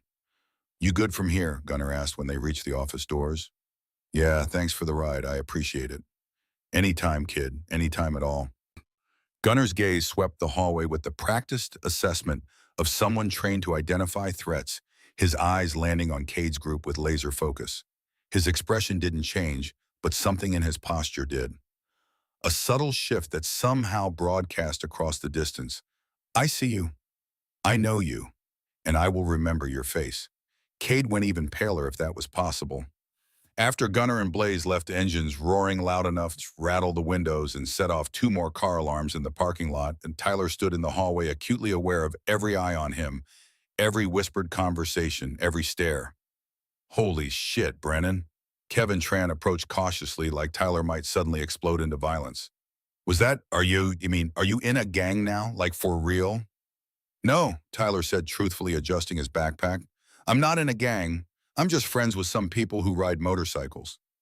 Those weren't just people who ride motorcycles. Those were ironclad kings. My dad works in insurance and he says they're... Kevin lowered his voice to a whisper. They're dangerous. Like seriously dangerous. Like organized crime, dangerous. They're loyal, Tyler corrected, his voice firm. They protect their people. There's a difference between dangerous and loyal, Kevin. An important difference. Before Kevin could respond, before the conversation could continue down that road, Rachel appeared at Tyler's locker like she'd been waiting for exactly this moment. She wore black jeans and a gray sweater, her hair pulled back in a ponytail, her usual "don't fuck with me" expression firmly in place. But when she saw Tyler, when their eyes met across the crowded hallway, her face transformed. A genuine smile that lit up her features and made his heart do complicated acrobatic maneuvers in his chest. You came, she said, and there was relief in her voice. I wasn't sure if you'd be ready to come back so soon. Had to. Mrs. Chen's calculus homework won't do itself. And apparently if I miss any more school, my scholarship gets reviewed. Walk me to class, Rachel asked, and it was barely a question. They fell into step together, and Tyler felt a shift in the atmosphere like a physical pressure change. Rachel Valentine, mysterious transfer student girl who'd rejected every social overture since arriving untouchable ice queen, was walking with Tyler Brennan, smiling at him, acting like they were friends. More than friends. The whispers intensified. Tyler caught fragments as they passed, saved her life. Took bullets. Those scars on his back, his family now. At Rachel's first period classroom, she paused with her hand on the doorframe. Lunch, sure, where her smile turned mischievous, almost wicked. Cafeteria, center table, let's give them something to really talk about. Let's make it official. Lunchtime at Riverside High was a carefully orchestrated social hierarchy that had been established and refined over decades. The popular kids athletes, cheerleaders, student council, anyone who mattered, ruled the center tables with iron fists and cutting remarks.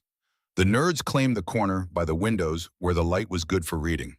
The art kids took over the tables near the vending machines where they could sketch during lunch.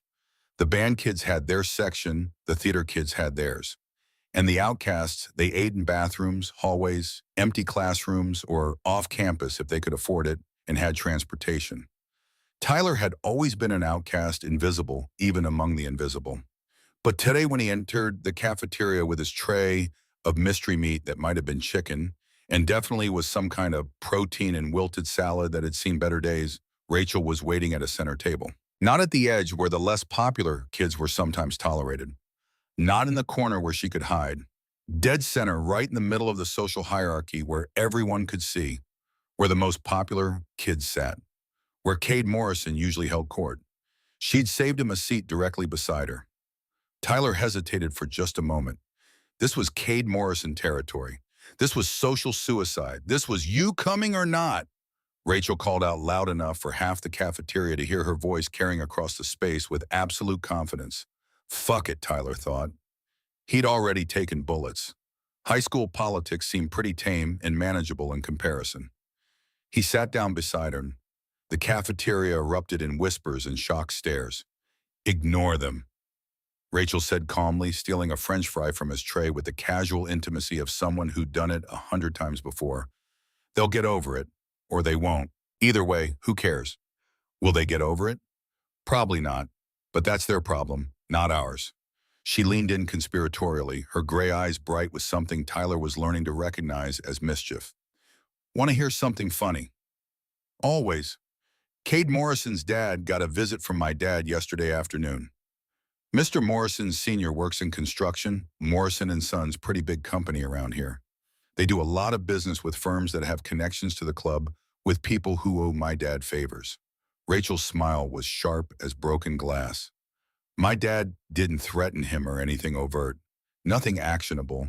He just mentioned very casually, very politely, that his daughter had made a friend at school, a friend named Tyler Brennan, a friend who deserved to be treated with respect and kindness, and how disappointed he'd be if anything negative happened to that friend. Tyler blinked. Rachel. Funny thing happened right after that meeting. Mr. Morrison called Cade, directly pulled him out of football practice. Had a long, intense conversation about bullying and consequences and how the world really works. About how some people are under protection and you don't fuck with them. About respect and choices in the future. Her eyes sparkled. Cade apparently got very pale and very quiet and very agreeable. As if summoned by the mention of his name, Cade Morrison appeared at their table. But this wasn't the swaggering asshole who'd shoved Tyler into lockers for 2 years, who'd dumped his backpack in toilets, who'd made his life a daily exercise in survival and humiliation. This was a nervous kid who looked like he might throw up from stress, his hands clenched at his sides, his face the color of spoiled milk. Hey, Brennan, Cade said, his voice strained and unsteady. Can I talk to you privately, just for a minute? Tyler glanced at Rachel, who nodded her permission. They moved to an empty corner of the cafeteria far enough from the tables that they couldn't be overheard, but close enough that everyone could see them interacting.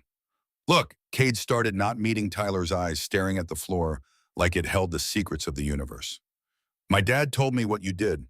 Saving that girl, saving her. He jerked his chin toward Rachel. He told me about the shooting, about you taking bullets. That's pretty badass, honestly. Legitimately heroic. Okay, Tyler said neutrally, not sure where this was going, but willing to hear him out.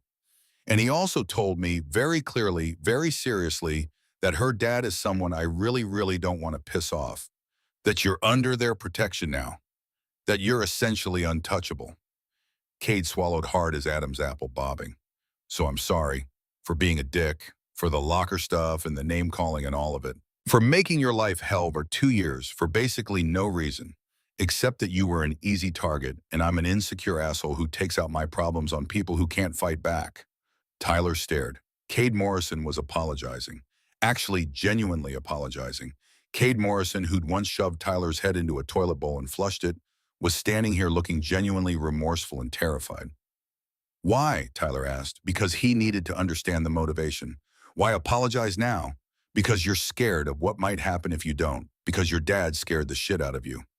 Yes, 100%. Yes, my dad scared me.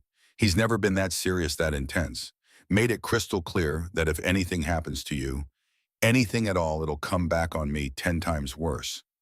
Cade ran a hand through his carefully styled hair, messing it up.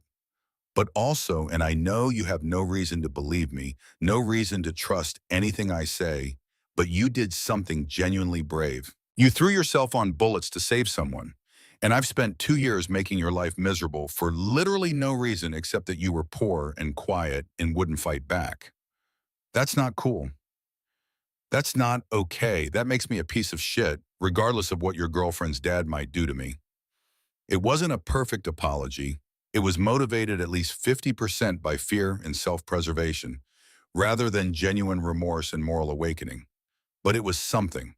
It was more than Tyler had ever expected to get. Okay, Tyler said after a long moment. Here's what's going to happen. You leave me alone from now on, completely alone. We don't have to be friends. We don't have to hang out. We don't have to pretend to like each other. But we don't have to be enemies either. You go your way, I go mine. We treat each other like human beings if our paths cross. Can you do that? Relief flooded Cade's face like water breaking through a dam. Yes, absolutely yes. And if anyone else gives you shit, if Jake or Connor or Brett or anyone tries anything, you let me know. I'll handle it. I'll make sure they understand the situation. Appreciate it. As Cade walked away looking like a death row inmate who just received an unexpected pardon, Tyler returned to the table where Rachel was waiting with barely contained amusement. Well, she asked, her eyes dancing. How did that go?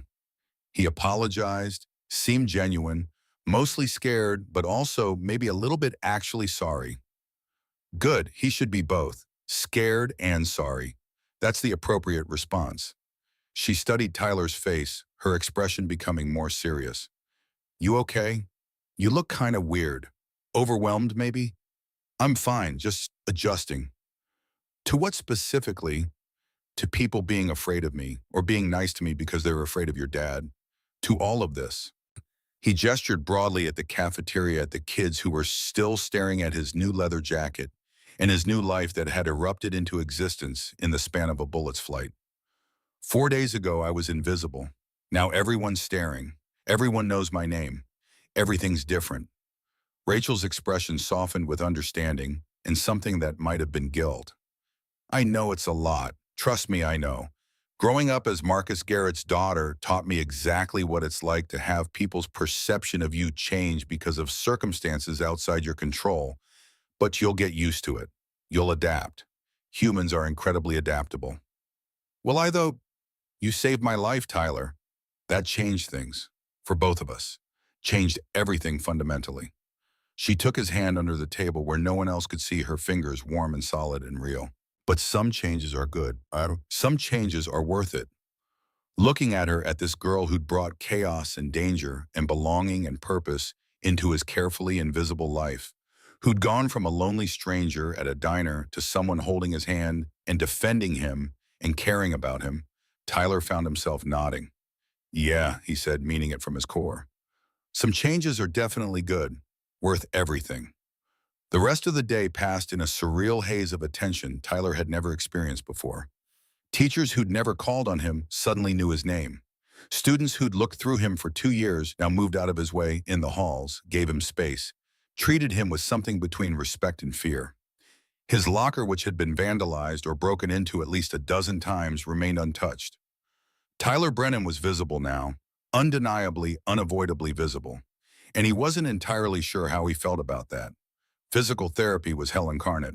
3 times a week, Monday, Wednesday, Friday, Tyler reported to Riverside Rehabilitation Center, where a woman named Denise, who looked like a friendly grandmother but had the soul of a drill sergeant, cheerfully informed him that pain was just weakness leaving the body, before making him do exercises that felt like someone was driving molten nails into his spine while simultaneously trying to tear his muscles from the bone. Arm raises, 20 reps, don't stop until I say stop. Tyler gritted his teeth until his jaw ached and lifted his arms, feeling the scar tissue in his back pull and scream and protest. Every movement sent lightning bolts of agony down his spine. Sweat broke out on his forehead. Good.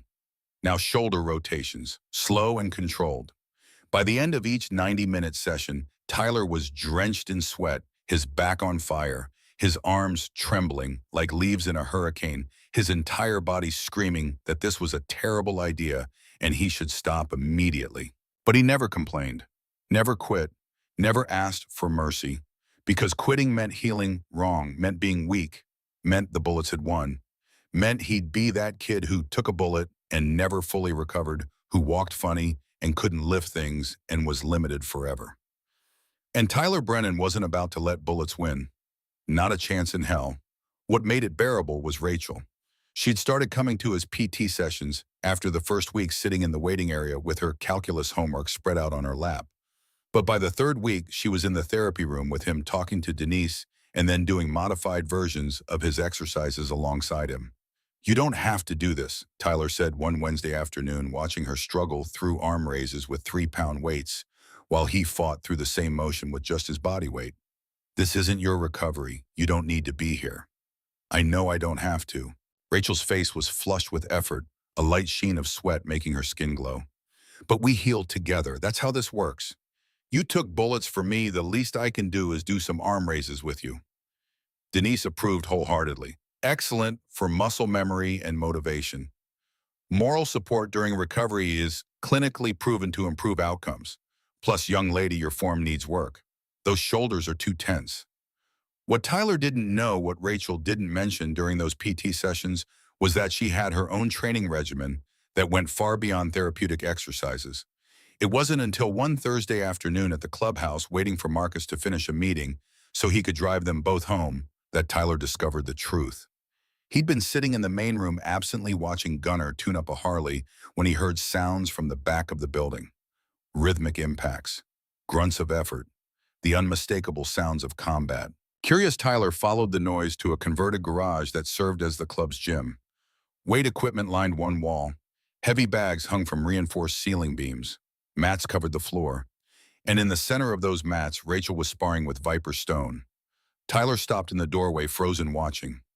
Rachel moved like water, like violence given fluid form.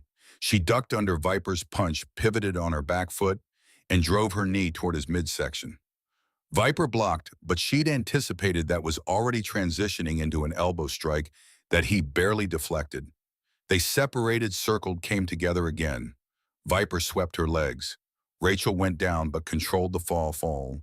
Rolled, came up in a defensive stance, her hands positioned perfectly for maximum efficiency and minimum wasted motion. Good, Viper said, his voice carrying the first hint of approval Tyler had ever heard from the silent enforcer. But you telegraphed that elbow. Tightened your shoulder half a second too early. Against someone trained, that's death. Again, Rachel demanded, not even breathing hard. They reset and went again. Viper moved with economical precision, each strike calculated, testing her defenses, pushing her limits. Rachel matched him move for move, her training evident in every block and counter. This wasn't casual self-defense. This was serious martial arts training. Years of practice distilled into muscle memory and instinct. After several more exchanges, Viper called a break. That's when Rachel noticed Tyler watching from the doorway, his jaw hanging open slightly. How long have you been standing there? She asked, grabbing a towel to wipe sweat from her face. Long enough to realize I had no idea you could do that. Tyler gestured vaguely at the mats at the evidence of her skill. That was, you're really good. Like scary good. Krav Maga since I was 12. Dad insisted. Rachel shrugged like it was no big deal, like being able to take down a man twice her size was just normal. When you grow up as an MC princess, you learn to defend yourself, or you become a target. I chose to learn. Your girlfriend's scary kid, Gunnar commented from behind Tyler, making him jump. The big man had appeared silently, which should have been impossible for someone his size. In the best possible way. Saw her take down a prospect twice her size last month. Kid didn't know what hit him. Tyler looked at Rachel with new eyes, seeing dimensions he'd somehow missed. The girl who'd seemed so vulnerable, who he'd thrown himself over to protect, could apparently handle herself better than most people. Why didn't you tell me, he asked. Because it never came up. Because you've been focused on your recovery. Because I didn't want you to think I didn't need saving that day. Rachel's expression was complicated, hard to read. I saw the gun, Tyler. Saw it emerge from the car window. I was reaching for my bag. I carry pepper spray and a knife, always have, but there wasn't time. Even with all my training, I wasn't fast enough. You were, you didn't hesitate. That matters more than whether I can throw a punch. Tyler nodded slowly, processing this new information, adding it to his growing understanding of who Rachel Valentine really was. Not just an MC princess, not just a lonely girl at a diner, a trained fighter, a survivor, someone as complicated and layered as the world she'd grown up in. Want to learn? Viper asked suddenly, his dark eyes fixed on Tyler. Basic self-defense, street fighting, how to protect yourself when backup isn't coming. My back. We'll work around it, modified training, building core strength, learning technique over power. Viper's expression was unreadable. You got lucky once. Next time you might not have someone watching over you. Need to be able to handle yourself. Tyler looked at Rachel, who nodded encouragingly, then at Gunnar, who gave a thumbs up, then back at Viper. Yeah, Tyler said. Yeah, I want to learn. Good. We start tomorrow after your PT session. Be ready. And so Tyler's afternoons fell into a new rhythm. School where he was no longer invisible. PT with Denise 3 times a week, Rachel beside him. The clubhouse most evenings where he'd work with Viper on basic self-defense, while his back healed, learning how to fall without hurting himself, how to block efficiently, how to use an attacker's momentum against them. Blaze continued their chess lessons, each game a masterclass in strategy and thinking ahead.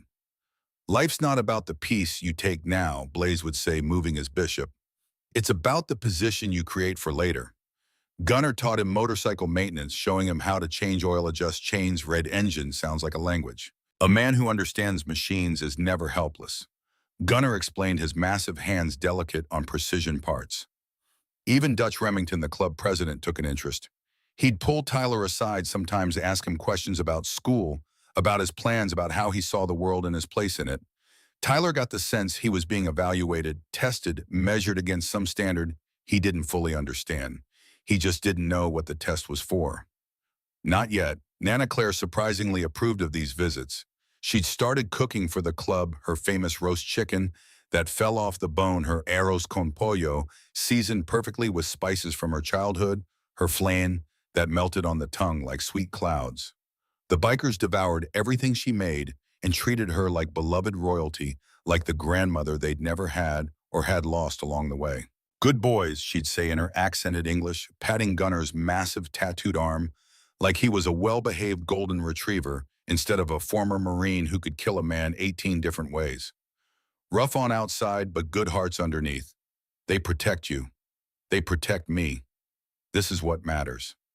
Tyler's life had fractured into 2 distinct worlds that were slowly inevitably merging Riverside High by day, where he was the kid who'd taken bullets and earned the protection of a motorcycle club, and the ironclad King's Clubhouse by evening, where he was learning what brotherhood actually meant, what loyalty looked like when it was real and tested and absolute. He was starting to realize the 2 worlds weren't as separate as he'd initially thought. They were bleeding together, merging, becoming one complex reality where the choices he made in one realm affected everything in the other. 4 weeks after the shooting, Marcus called Tyler to the clubhouse for a meeting. Not a casual visit, not a training session. A formal summons delivered by Gunnar with unusual gravity. War room. Gunnar said, his expression more serious than usual. Steele wants you there. Important shit. Real important. The war room was exactly what it sounded like, a converted office with maps of the city pinned to walls, surveillance photographs tacked to corkboards with red string, connecting them like a conspiracy theorist's fever dream, and a large table where the club's leadership gathered to discuss business, both legal and otherwise. Tyler had never been invited inside before. Prospects weren't allowed. Hang-arounds never saw it. Even some patch members didn't have access to this inner sanctum where the real decisions were made. When he entered, Tyler found Marcus, Dutch, Blaze, Viper, and 3 other members he recognized but didn't know well. The table was covered with photographs spread out like cards in some deadly game. Men, cars, buildings, locations marked on maps, the Scorpions. Come in, Tyler. Close the door behind you. Dutch gestured to an empty chair positioned at the table, not against the wall, where an observer would sit, but at the table itself. You're about to get an education about what we do, about how we operate, about what justice looks like when the system fails. Tyler sat, his heart pounding against his ribs, his hands clammy with nervous sweat. Marcus began, his voice cold and factual. You know, we dealt with the shooters, the driver, the trigger man, the lieutenant who ordered the hit. But we haven't touched the head of the snake yet, haven't cut out the cancer at the source. He tapped a photo with one thick finger. A lean man with dead eyes like a shark's and a scar across his throat that looked old and vicious. Jackson Cross. Everyone calls him Jax. He's the president of the Scorpions MC, such as it is. Marcus's voice was flat, emotionless. Former prospect of ours. We kicked him out 5 years ago for stealing from the club treasury. Took $20,000 in cash and 3 kilos of product and disappeared into the wind like smoke. He came back 6 months ago, Dutch continued, leaning back in his chair with his fingers steepled. Started the Scorpions with other rejects and wannabes and ex-cons who couldn't get into real clubs. Been pushing into our territory, undercutting our business, recruiting kids as mules and dealers. Small-time operation barely worth noticing. We let it slide initially, not worth a full-scale war over some petty bullshit. Then he ordered the hit on Rachel. Marcus set his jaw so tight Tyler could see muscles jumping. That changed everything. That crossed a line that can't be uncrossed. That was a declaration of war, whether he intended it that way or not. Blaze stood and pointed to a detailed map of the city with locations marked in red. We've been surveilling Scorpion operations for 3 weeks. Found 6 primary locations, stash houses, safe houses, their clubhouse. We've mapped every member, documented every routine, identified every weakness. This isn't guesswork. This is military-grade intelligence. Tyler stared at the map, at the photographs, at the meticulous planning that had gone into this. This wasn't just a motorcycle club. This was a paramilitary organization with discipline and resources and capabilities that went far beyond what he'd imagined. "Why are you showing me this?" Tyler asked, his voice barely above a whisper. "Why am I here? I'm not a member. I'm not patched. I'm just—" "Your family," Dutch interrupted firmly. "You saved Steele's daughter. You took bullets meant for her. That makes you family, and family deserves to know what happens next. Deserves to understand what we do and why we do it." Marcus leaned forward, his dark eyes boring into Tyler's. "We're moving tonight, hitting all 6 locations simultaneously. We'll dismantle the Scorpions piece by piece, location by location, member by member. Take their money, their product, their power, their credibility. And Jax," his smile was colder than Arctic ice, "Jax is going to disappear. Permanently." Tyler's mouth went dry as sand. "You're going to kill him. I'm going to make absolutely certain he never threatens my family again." Marcus's voice was flat, final. "Does that bother you? Does that conflict with your moral framework? I need to know now before we go further." Tyler thought about Rachel's screams, about Nana sleeping peacefully because she knew the Kings were protecting them, about walking through school without fear, about being able to exist without constantly looking over his shoulder. He thought about the Scorpions, about what they'd done, about what they might do again if left unchecked. And he thought about justice, about what it meant, about whether it always came from courts and lawyers and systems that were slow and imperfect and often failed the people who needed them most. "No," he said quietly, meeting Marcus's eyes directly. "It doesn't bother me." "Good answer. Honest answer." Marcus nodded approval. "Because you're coming along tonight, not to fight, you're still healing and you're not trained for combat, but to witness, to understand what it means to be under the King's protection, to see what we do for family." Tyler's pulse skipped. "I'm going with you to the operation. To observe, to learn, to understand." Marcus's hand landed on Tyler's shoulder, heavy and warm. "This is what we do for family, Tyler. This is what that word means in our world. Blood and loyalty and absolute protection. You need to see that, need to understand what you're part of now." But before the assault could happen, before the carefully planned operation could launch, everything changed in a way no one had anticipated. Tyler was at the clubhouse the next afternoon, a Friday, helping Gunnar tune up a Harley Sportster, learning how to adjust the carburetor for optimal performance, when Blaze burst into the garage, moving faster than Tyler had ever seen him move. "We got a serious problem. Finn's missing." Gunnar's head snapped up, grease-stained hands freezing mid-motion. "Missing how? Define missing." "Haven't seen him in 2 days. Not answering his phone, not at his apartment, not at any of his usual spots." And Blaze's sharp eyes were troubled. "I was going over the surveillance photos again, looking for patterns. Finn's been in the background of almost every sensitive conversation we've had about the Scorpion operation. Every single one. The implication hung in the air like poison gas, thick and choking. Finn was a prospect, young, eager, about 20 years old. He'd been hanging around for 6 months doing grunt work, proving himself worthy of consideration for a patch someday. Prospects saw things, heard things, had access to information that civilians never got. Tyler felt his stomach drop like an anchor. You think he's feeding them information. You think he's the leak. I think it's suspicious as hell, Blaze said grimly, pulling out his phone and showing photos on the screen. Look, War Room meeting March 2nd, Finn's visible in the doorway. Parking lot discussion about Rachel's security, March 5th, Finn's working on a bike 15 feet away. Kitchen conversation about timing for the assault, Finn's getting a beer from the fridge. Every single time. Marcus arrived within minutes, summoned by Gunner's urgent text. His face could have been carved from granite and rage. Explain now. Blaze did 3 minutes of evidence and timing and suspicious coincidences that added up to a pattern impossible to ignore. We need proof, Dutch said, arriving right behind Marcus, his silver hair catching the afternoon light. Can't move against a brother, even a prospect, without solid proof. That's our law. That's how we stay disciplined.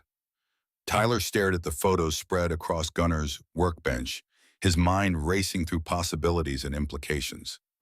Something nagged at him, some detail that didn't fit some piece of the puzzle that was slightly wrong. What if we test him? Tyler said suddenly, the idea crystallizing even as he spoke it.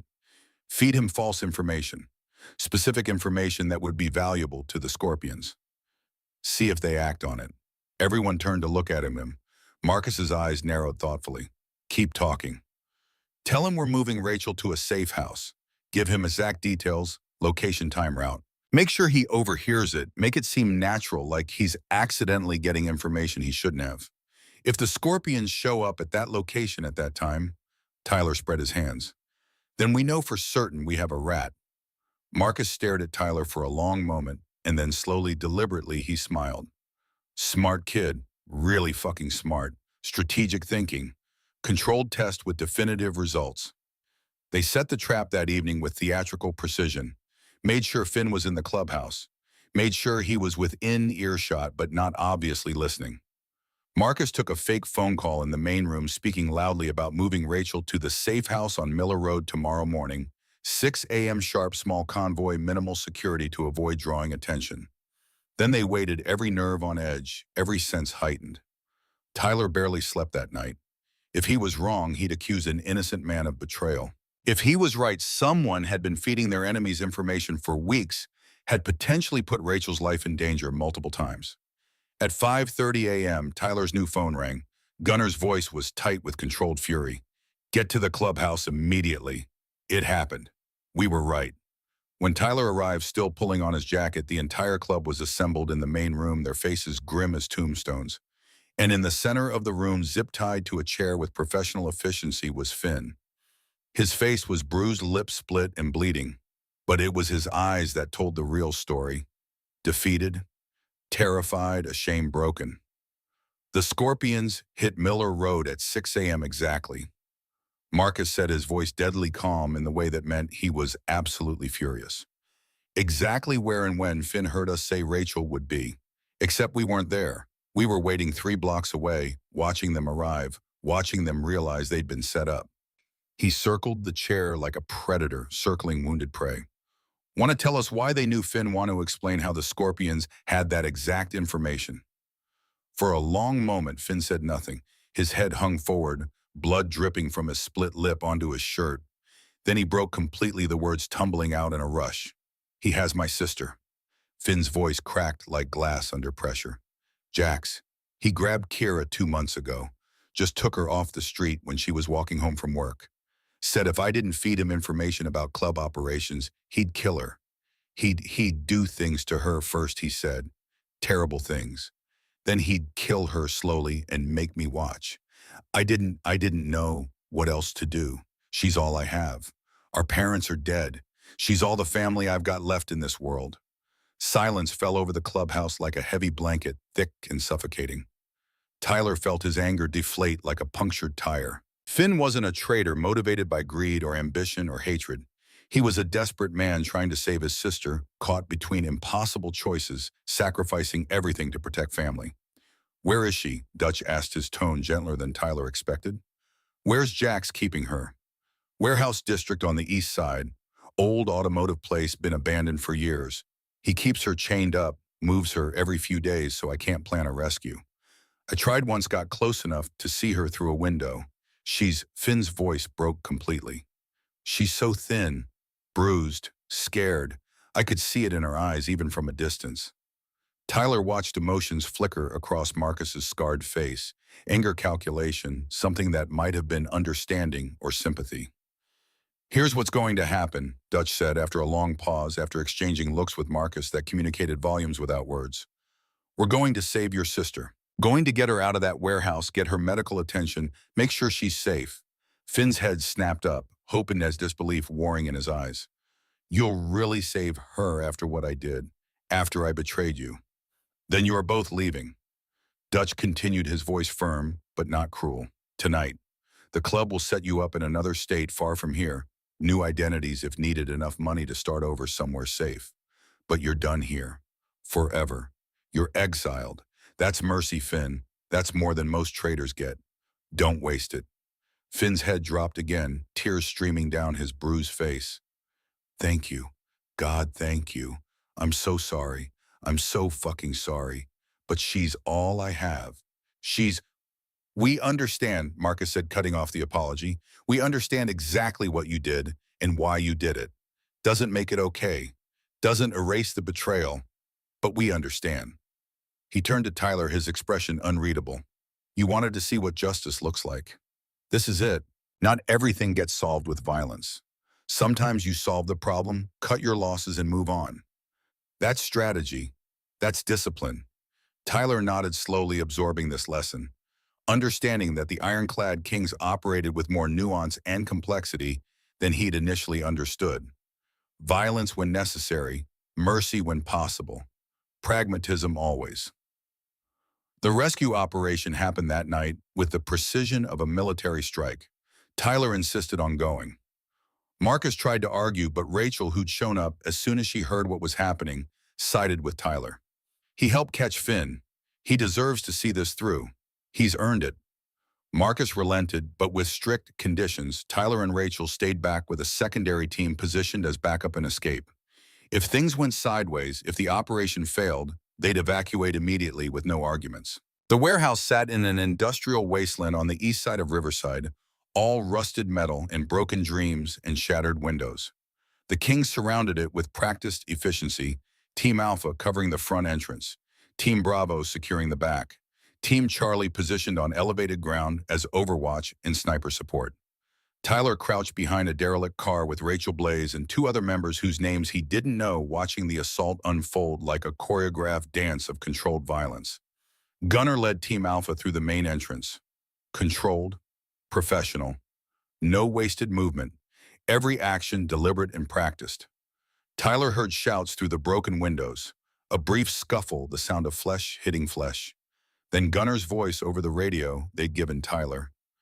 Package secured, 3 tangos down, non-lethal, no civilian casualties. Moving out now. 3 minutes later, they emerged carrying a young woman, Kira, early 20s, dangerously thin, to the point of starvation, bruised like she'd been beaten regularly and recently, but alive, conscious, breathing. Finn, watching from Viper's truck under guard, broke down completely when he saw her. The reunion happened in the parking lot, Finn cradling his sister, while both of them cried while the ironclad kings stood guard around them in a protective circle. Thank you, Finn kept saying, the words broken by sobs. Thank you, thank you, thank you. Don't thank us, Marcus said, his voice firm but not unkind. Thank the kid who figured out you were the leak, but also figured out why. His instinct saved your sister's life.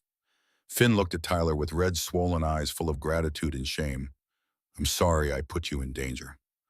Put Rachel in danger. Put everyone at risk. I couldn't let her die. I couldn't. Just take care of her, Tyler said quietly, nodding toward Kira, who was barely conscious, leaning heavily against her brother. Get her somewhere safe. Get her healthy. That's all that matters now. That's all that should matter. By dawn, Finn and Kira were gone. New names, new town, new lives, courtesy of the Ironclad King's extensive underground network of contacts and resources that stretched across the country. And Tyler had learned something crucial about the club, about Marcus, about the way this world actually worked. Justice wasn't black and white. It was complicated, nuanced, situation dependent. Sometimes brutal, sometimes merciful, always pragmatic. The Ironclad Kings weren't simple criminals or straightforward heroes. They were something more complex, operating in shades of gray that the outside world rarely saw or understood. And Tyler was beginning to understand that complexity, to see the world through their eyes, to appreciate the harsh logic that governed their decisions. With Finn gone and the leak plugged like a hole in a ship's hull, the operation against the Scorpions proceeded as planned. Tyler witnessed it from Marcus's truck, was watching through night vision binoculars as the coordinated assault unfolded with military precision across 6 locations simultaneously. Team after team called in success. Location Alpha secure. 8 Scorpions in custody transferred to law enforcement with evidence. Location Bravo clear. Product and cash seized. Location Charlie neutralized. No resistance. By midnight, 5 of 6 Scorpion locations had been systematically destroyed, like dominoes falling in sequence. Members were arrested with perfectly arranged evidence or scattered into the wind. Money and product were seized. Power structures were dismantled. Only Jax's main warehouse remained like a final boss in a video game Tyler had never wanted to play. They hit it an hour later, the entire club rolling in like thunder and fury given physical form, bikes roaring, members moving with coordinated purpose. Tyler watched from the truck as Dutch kicked in the reinforced door and the Kings flooded inside like an avenging tide. Heard the shouting through the broken windows, the brief gunfire that echoed in the night, then silence that somehow felt louder than the noise. Marcus appeared in the doorway and gestured. Tyler could come in, could witness the conclusion. Inside, Jax was on his knees in the center of the warehouse, surrounded by ironclad kings like a sacrifice at an altar of justice and vengeance. His remaining men, maybe a dozen, all that was left of his organization, were zip-tied and defeated, spread across the floor like discarded toys. But Jax held something in his good hand, a detonator small and black and deadly. His other hand was shattered, destroyed by a precision shot from Blaze positioned in the rafters above. "Come any closer, and I blow this whole fucking building," Jax snarled, his voice cracking with pain and desperation. "I wired this place with enough C4 to level a city block. All of us die together if you don't back the fuck off." Marcus stopped, his massive frame tensing. "You want to die that badly, Jax? Want to take everyone with you? I want you to hurt like I've been hurt." Jax's eyes were wild, cornered animal desperate. "Your precious MC brotherhood, your codes and your loyalty. It's all poison. It's all lies. You destroy everything you touch. We kicked you out for stealing from the club. Not you, them." Jax's eyes went distant, haunted, lost in some terrible memory. Different club, different state. 5 years ago, Montana, the Iron Wolves. They came to my house in the middle of the night, said I disrespected their territory, their business. I didn't even know who they were, what territory meant. I was just a mechanic trying to make a living. His voice broke. They burned my house. My wife and daughter were inside. Emily was 6 years old. 6. I watched them burn, heard them screaming, couldn't get to them through the flames. The room went absolutely silent. Even the zip-tied Scorpions stopped struggling. "So I decided every MC deserves to burn," Jax continued, tears streaming down his face. "Started with stealing from you. Escalated to trying to take your daughter. If I can't have my family, why should you have yours? Why should any of you have anything?" Tyler felt Rachel tense beside him. She'd slipped in behind him despite orders to stay outside, and now she was staring at Jax with an expression Tyler couldn't quite read. "You became what you hated," Rachel said suddenly, her voice cutting through the tension. "The Iron Wolves targeted your innocent family. So you targeted me, another innocent girl. You became exactly what they were, the same Evile wearing different leather." Jax's eyes snapped to her, and for a moment, something human flickered across his face. Recognition, shame, understanding. "I'm sorry," Rachel continued, taking a step forward, despite Marcus's warning gesture. "I'm genuinely sorry for what happened to your family. That wasn't justice, that was murder." That was evil, but killing me won't bring them back. Blowing up this building won't resurrect your daughter. It just makes you the same as them. Just makes the cycle continue. Jax's hand trembled on the detonator, his finger hovering over the trigger. Tyler found himself stepping forward too, standing beside Rachel, his heart hammering but his voice steady. I know what it's like to feel powerless, Tyler said quietly. To feel invisible. To lose everything. My mom died giving birth to me. I grew up poor with a grandmother who could barely afford food and medicine. I've been bullied and beaten and made to feel worthless for years. He met Jax's eyes. But revenge won't fill that hole inside you. It'll just make it bigger, trust me. I know. What the hell do you know about it, Jax spat. You're just a kid. You don't know anything about real loss. I know I took 2 bullets meant for her. Tyler gestured at Rachel. I know I almost died. I know I could have let fear and anger and desire for revenge consume me. But I chose differently. I chose to protect instead of destroy. To build instead of tear down. His voice gained strength. You want to hurt MCS, then live. Tell your story. Expose what the Iron Wolves did. Be better than them. Show the world what they took from you. But don't become them. Don't let their evil turn you into a monster too. Jack stared at Tyler for a long, eternal moment. His finger trembled on the detonator trigger. Tears streamed down his face, unchecked. Then slowly the detonator clattered to the concrete floor. Marcus moved like lightning despite his size, securing the device, securing Jax, neutralizing the threat in seconds of practiced efficiency. Kid's got a point, Marcus said, surprisingly gentle as he zip-tied Jax's wrists. You want real justice? We'll make sure your story gets told. We'll make sure the Iron Wolves answer for what they did to your family. We've got connections, resources reach across state lines. But you gotta live to see it. You gotta testify. You gotta be strong enough to face them in court.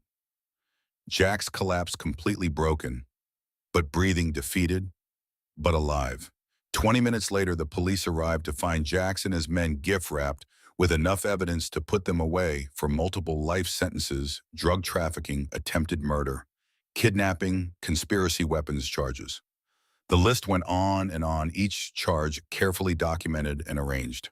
The ironclad kings were nowhere to be found when the sirens arrived, vanished like ghosts into the night.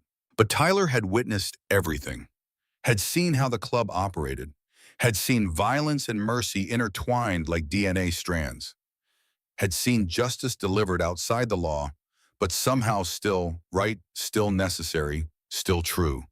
And he'd been part of it. His words had stopped a suicide bombing.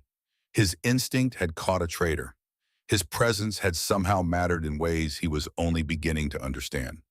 As they rode back to the clubhouse in Marcus's truck, and the adrenaline slowly draining from Tyler's system, Marcus spoke. You did good tonight. Really good.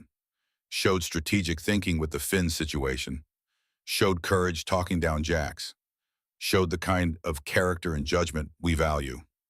He glanced at Tyler. You're young. You're still figuring out who you are and who you want to be. But I see potential in you. Real potential. The kind that could make you a leader someday, not just a follower. Tyler nodded, too emotionally exhausted to respond with words. But he felt something settling inside him. A sense of belonging, of purpose, of having found something he didn't know he'd been searching for his entire invisible life. 3 weeks later, the clubhouse hosted a massive family barbecue that felt more like a festival than a simple meal. Tyler arrived on his own motorcycle, a used Harley Sportster that Marcus had helped him buy with money from the envelope, and Gunnar had taught him to maintain like it was a precious child. He'd gotten his motorcycle license the week before, much to Nana's terror and eventual resignation to this new reality. Rachel rode beside him on her own bike, arms wrapped around his waist, laughing as they pulled into the compound together. They'd been officially dating for 2 months now, though it felt like longer, like they'd known each other for years instead of weeks. The clubhouse yard was packed with people, brothers, old ladies, children running wild with the kind of freedom that came from being absolutely protected. The smell of grilling meat mixed with motorcycle exhaust and fresh-cut grass. Music played from speakers someone had rigged up, classic rock, but loud enough to feel in your chest, but not so loud you couldn't talk. Tyler Gunner waved him over to the picnic tables where food was being laid out in quantities that could feed a small army. Get over here. Dutch has something for you. Tyler approached cautiously, his heart rate picking up. In his experience, surprises from Dutch could range from generous gifts to terrifying responsibilities, and there was no way to predict which. Dutch stood beside a wooden box carved with intricate detail and bearing the ironclad king's logo burned into the lid. He looked more relaxed than Tyler had ever seen him, almost grandfatherly, despite the scars and the leather and the aura of command. Tyler Brennan, Dutch said formally, his voice carrying across the yard until conversation stopped and heads turned. Come forward. Tyler walked to Dutch, acutely aware of every eye on him, every member watching this moment. Open it, Dutch said, gesturing to the box. Inside was a leather vest. Not a full cut. Tyler wasn't a member, wasn't patched, hadn't earned that level of commitment. But a vest nonetheless. Black leather, simple and classic in design, well made with the kind of craftsmanship that spoke of respect and value. And on the back, embroidered in silver thread that caught the afternoon light, were 3 words, friend of the club. It's not a patch, Dutch explained, his voice clear and serious. You're not a member, you haven't prospected. You haven't earned your colors through the traditional path. But you've earned something else. You've earned our respect, our protection, our recognition as someone who matters to this brotherhood. He lifted the vest from the box and held it up for everyone to see. This means you're under our protection, means you've proven yourself through action, not just words, means you're family. Dutch met Tyler's eyes steadily. Means when you walk through this world wearing this vest, every member of the ironclad kings will know you're one of ours, and they'll protect you accordingly. Tyler's throat tightened with emotion he couldn't quite name. I don't know what to say. Say yes, Marcus rumbled from beside Dutch. Say you'll wear it with pride. Say you'll honor what it represents, Gunner added. Say you'll remember that family means something. Viper contributed his first words directly to Tyler in weeks. Tyler lifted the vest from the box, feeling its weight. Lighter than a full cut, but somehow heavier with meaning and expectation and responsibility. Yes, he said, his voice rough with emotion. Thank you. I'll wear it with pride. I'll honor it. Honor. I promise. Put it on, kid. Tyler slipped the vest over his leather jacket. It fit perfectly snug across his shoulders, the leather supple and comfortable and warm against his skin like it had been made specifically for him. The club erupted in cheers and applause. Gunner handed Tyler a root beer in a can, sweating with condensation. To Tyler Brennan, the kid with more balls than sense and a heart bigger than his brain. Everyone drank, even the children with their juice boxes, even Nana Claire, who'd been invited and had actually come raising her can of ginger ale with a smile. Even Rachel standing beside Tyler, with pride shining in her gray eyes, her hand finding his and squeezing tight. After the toast, after the cheering died down, Dutch called for attention again. Brothers, family, friends, we're here to vote on something important, something that will affect this club's future. The assembled members straightened, paying full attention to their president. Tyler Brennan has proven himself beyond any doubt. Saved Steele's daughter, identified a traitor, helped rescue an innocent woman, talked down a suicide bomber with nothing but words and courage. Dutch's voice carried weight and authority. I propose we offer Tyler a prospect position when he turns 17 this December. Give him the option to earn his patch if he chooses. No pressure, no expectations, just an open door to a future with the ironclad kings, if that's the path he wants to walk. Murmurs of agreement rippled through the crowd like wind through grass. But before Dutch could call for a formal vote, Tyler raised his hand, his heart pounding. Can I say something first? Dutch nodded, surprised but approving. Tyler stood acutely aware of every eye on him, every member watching, waiting to hear what he'd say. I'm honored, he began, his voice starting soft but gaining strength. More honored than I can possibly express. But I need to earn this properly. Not just because I took bullets, not just because I'm dating Steele's daughter, not because of one heroic moment or one good decision. He took a deep breath. So I'd like to propose something different. Let me work with the club on community programs. Let me help rebuild the neighborhood where I grew up. Let me work with at-risk kids, teach them there are better paths than the ones I almost followed. Show this town that MCs can build, not just destroy. that we can be a positive force, not just an intimidating presence. Tyler met Dutch's eyes, then Marcus's, then Gunner's. Let me prove I can be a leader, not just a follower. Let me earn the respect of this club through sustained action and commitment, not just one moment of bravery. Then when I turn 17 in December, when I've shown what I can really do, I'll be ready to prospect. I'll have earned it properly. Silence fell over the clubhouse yard, thick and absolute. Then Marcus started laughing, the genuine surprise sound that transformed his scarred face into something almost joyful. Kid just turned down a prospect offer to propose community service. You believe that shit? Dutch was grinning too wider than Tyler had ever seen. That's thinking like a president, not a prospect. That's leadership. He turned to the assembled club. All in favor of Tyler's counter-proposal community programs, youth outreach proving himself through sustained action and leadership. Every hand went up. Unanimous. Motion passes. Dutch clapped Tyler on the shoulder hard enough to make him stagger slightly. You just earned more respect in this club than some patch members have accumulated in years. Well done, son. Very well done indeed. The celebration continued into the evening, the sun setting in shades of gold and crimson, painting the clubhouse in warm light that made everything feel surreal and perfect. Tyler found himself talking with various club members throughout the night, hearing their stories, their journeys, their philosophies about life and brotherhood and what it meant to be part of something bigger than yourself. But the moment that mattered most came later, when Marcus pulled him aside for a private conversation away from the noise and laughter. They walked to the edge of the property where the fence met open fields, where the sounds of the party faded to background music. You know, Marcus said, staring out at the darkening sky, when Rachel was born, I made a promise to her mother. Promised I'd keep our daughter safe no matter what, no matter the cost, no matter what I had to do or who I had to become. Tyler listened, sensing this was important, that Marcus was sharing something he rarely spoke about. For 16 years, I've kept that promise. I've scared off boys who looked at her wrong. I've intimidated teachers who graded her unfairly. I've done questionable things, illegal things, violent things to protect her from a world that would hurt her if it could. Marcus turned to Tyler, his expression softer than usual. And then you showed up. This skinny kid I'd never met, throwing himself on bullets without hesitation or thought for his own safety. You know what I thought when I saw you in that hospital bed full of holes, barely alive, Marcus continued. I thought that's the kind of man I want my daughter to know. Someone who acts without thinking of himself first. Someone who sees what's right and does it, consequences be damned. Someone with real honor, not just words. Marcus pulled something from his pocket, a challenge coin, embossed with the ironclad King's logo, heavy and substantial. This is my personal coin. Only a handful exist in the world. You ever need anything at all, emergency or favor, or just help, you show this coin to any king anywhere in the country, and they'll help you. No questions asked. That's my word. That's my bond. Tyler took the coin, feeling its weight in his palm, understanding the gravity of what was being offered. Thank you, Marcus. I don't know what to say except thank you. Don't thank me yet.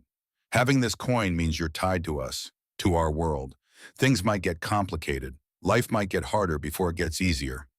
Marcus's expression was serious. But you'll never face it alone. That's the promise. That's what this means. Tyler nodded, slipping the coin into his pocket where it settled next to his phone, warm and solid and real. Come on, Marcus said, his tone lightening. Let's get back before Rachel thinks I'm scaring you off. She's protective of you, you know. Threatened to learn every pressure point in the human body if I ever made you uncomfortable. Tyler laughed, and they walked back toward the light and laughter and family. As the party wound down, as families started departing and bikes roared to life, Tyler stood beside Rachel, watching the sun finally disappear below the horizon. You did good today, Rachel said softly, her hand finding his. Really good. Proposing the community service thing instead of just accepting the prospect offer that showed real character, real leadership. Dad was seriously impressed. I meant what I said. I want to earn it properly. I know you did. That's why it matters. She squeezed his hand. You're going to do amazing things, Tyler Brennan. I can feel it. You're going to change this club, change this neighborhood, maybe change this whole city. And I get to watch it happen. I get to be part of it. Tyler pulled her closer, wrapping his arm around her shoulders, feeling her warmth against his side. We're going to do it together, he corrected. This isn't just my journey, it's ours.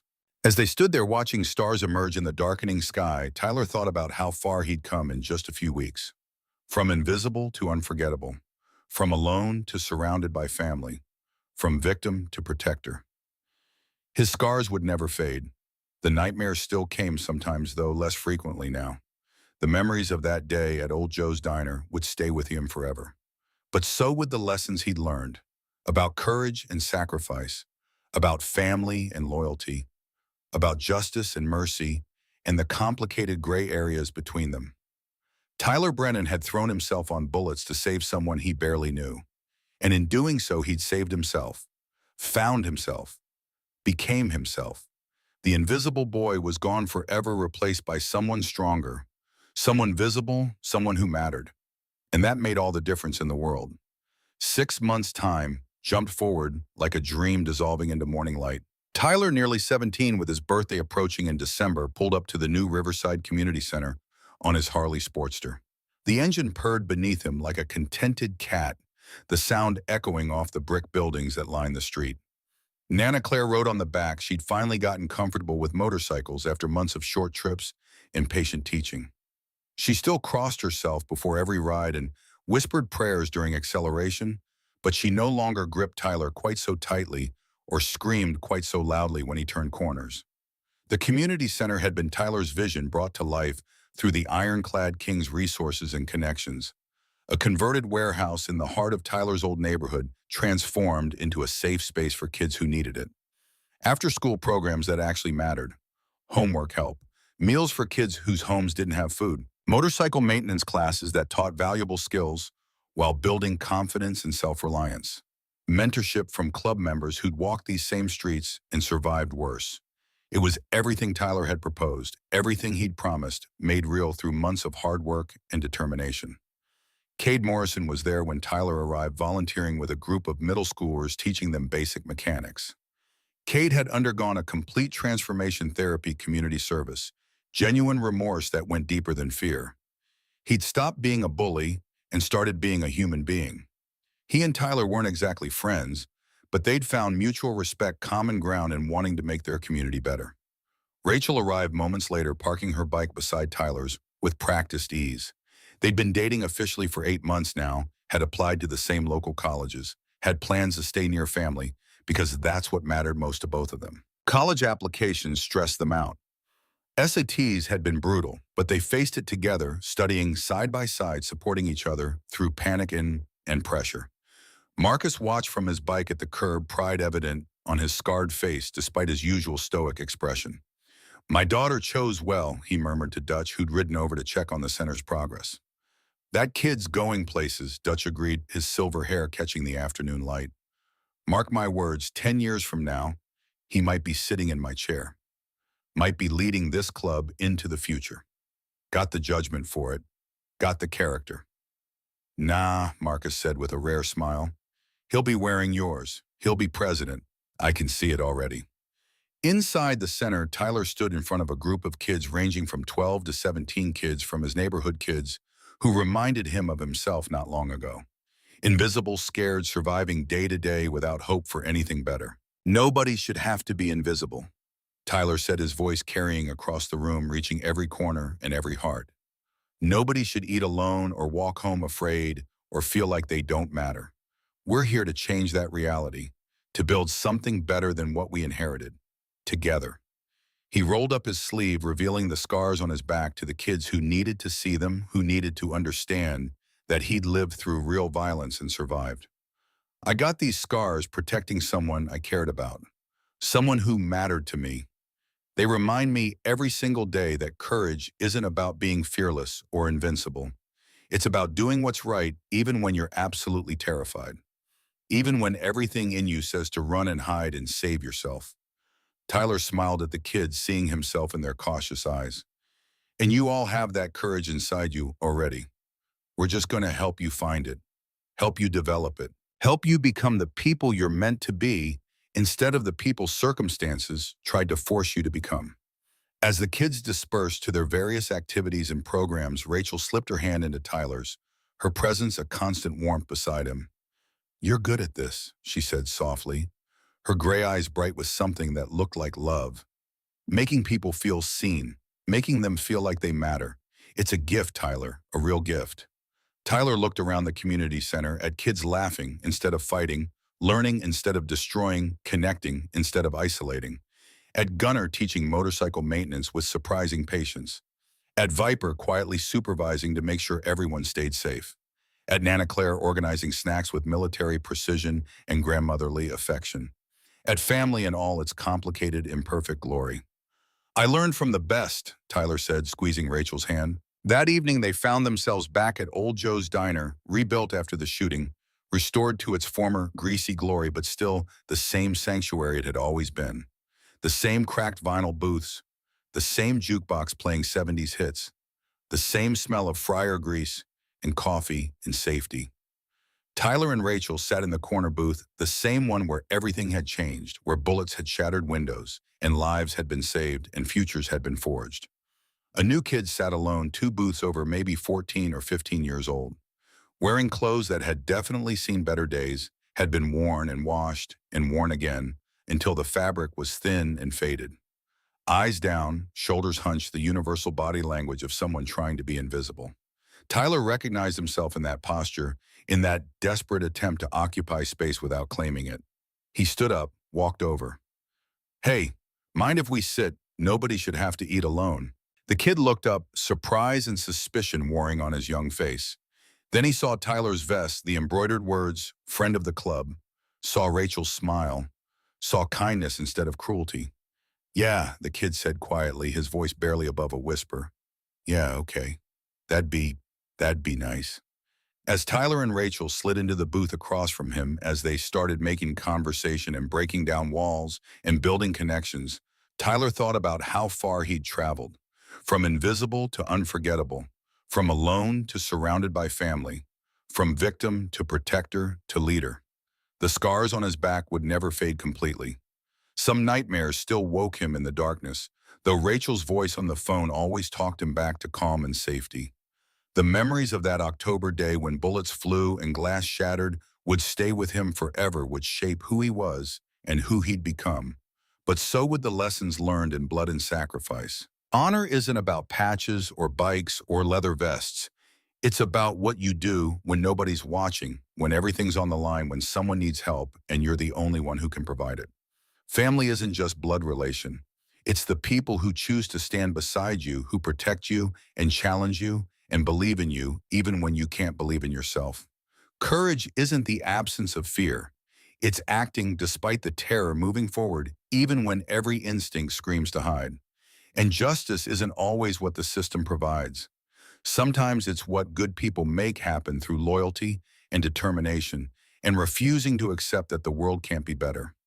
Tyler Brennan had learned those lessons by throwing himself on bullets to save a stranger who became family, by becoming visible when invisibility had been his only protection, by choosing to build instead of destroy, to protect instead of hurt, to lead instead of follow. Outside Old Joe's Diner, the sun set over Riverside in shades of amber and crimson, painting the world in warm light that promised tomorrow would come.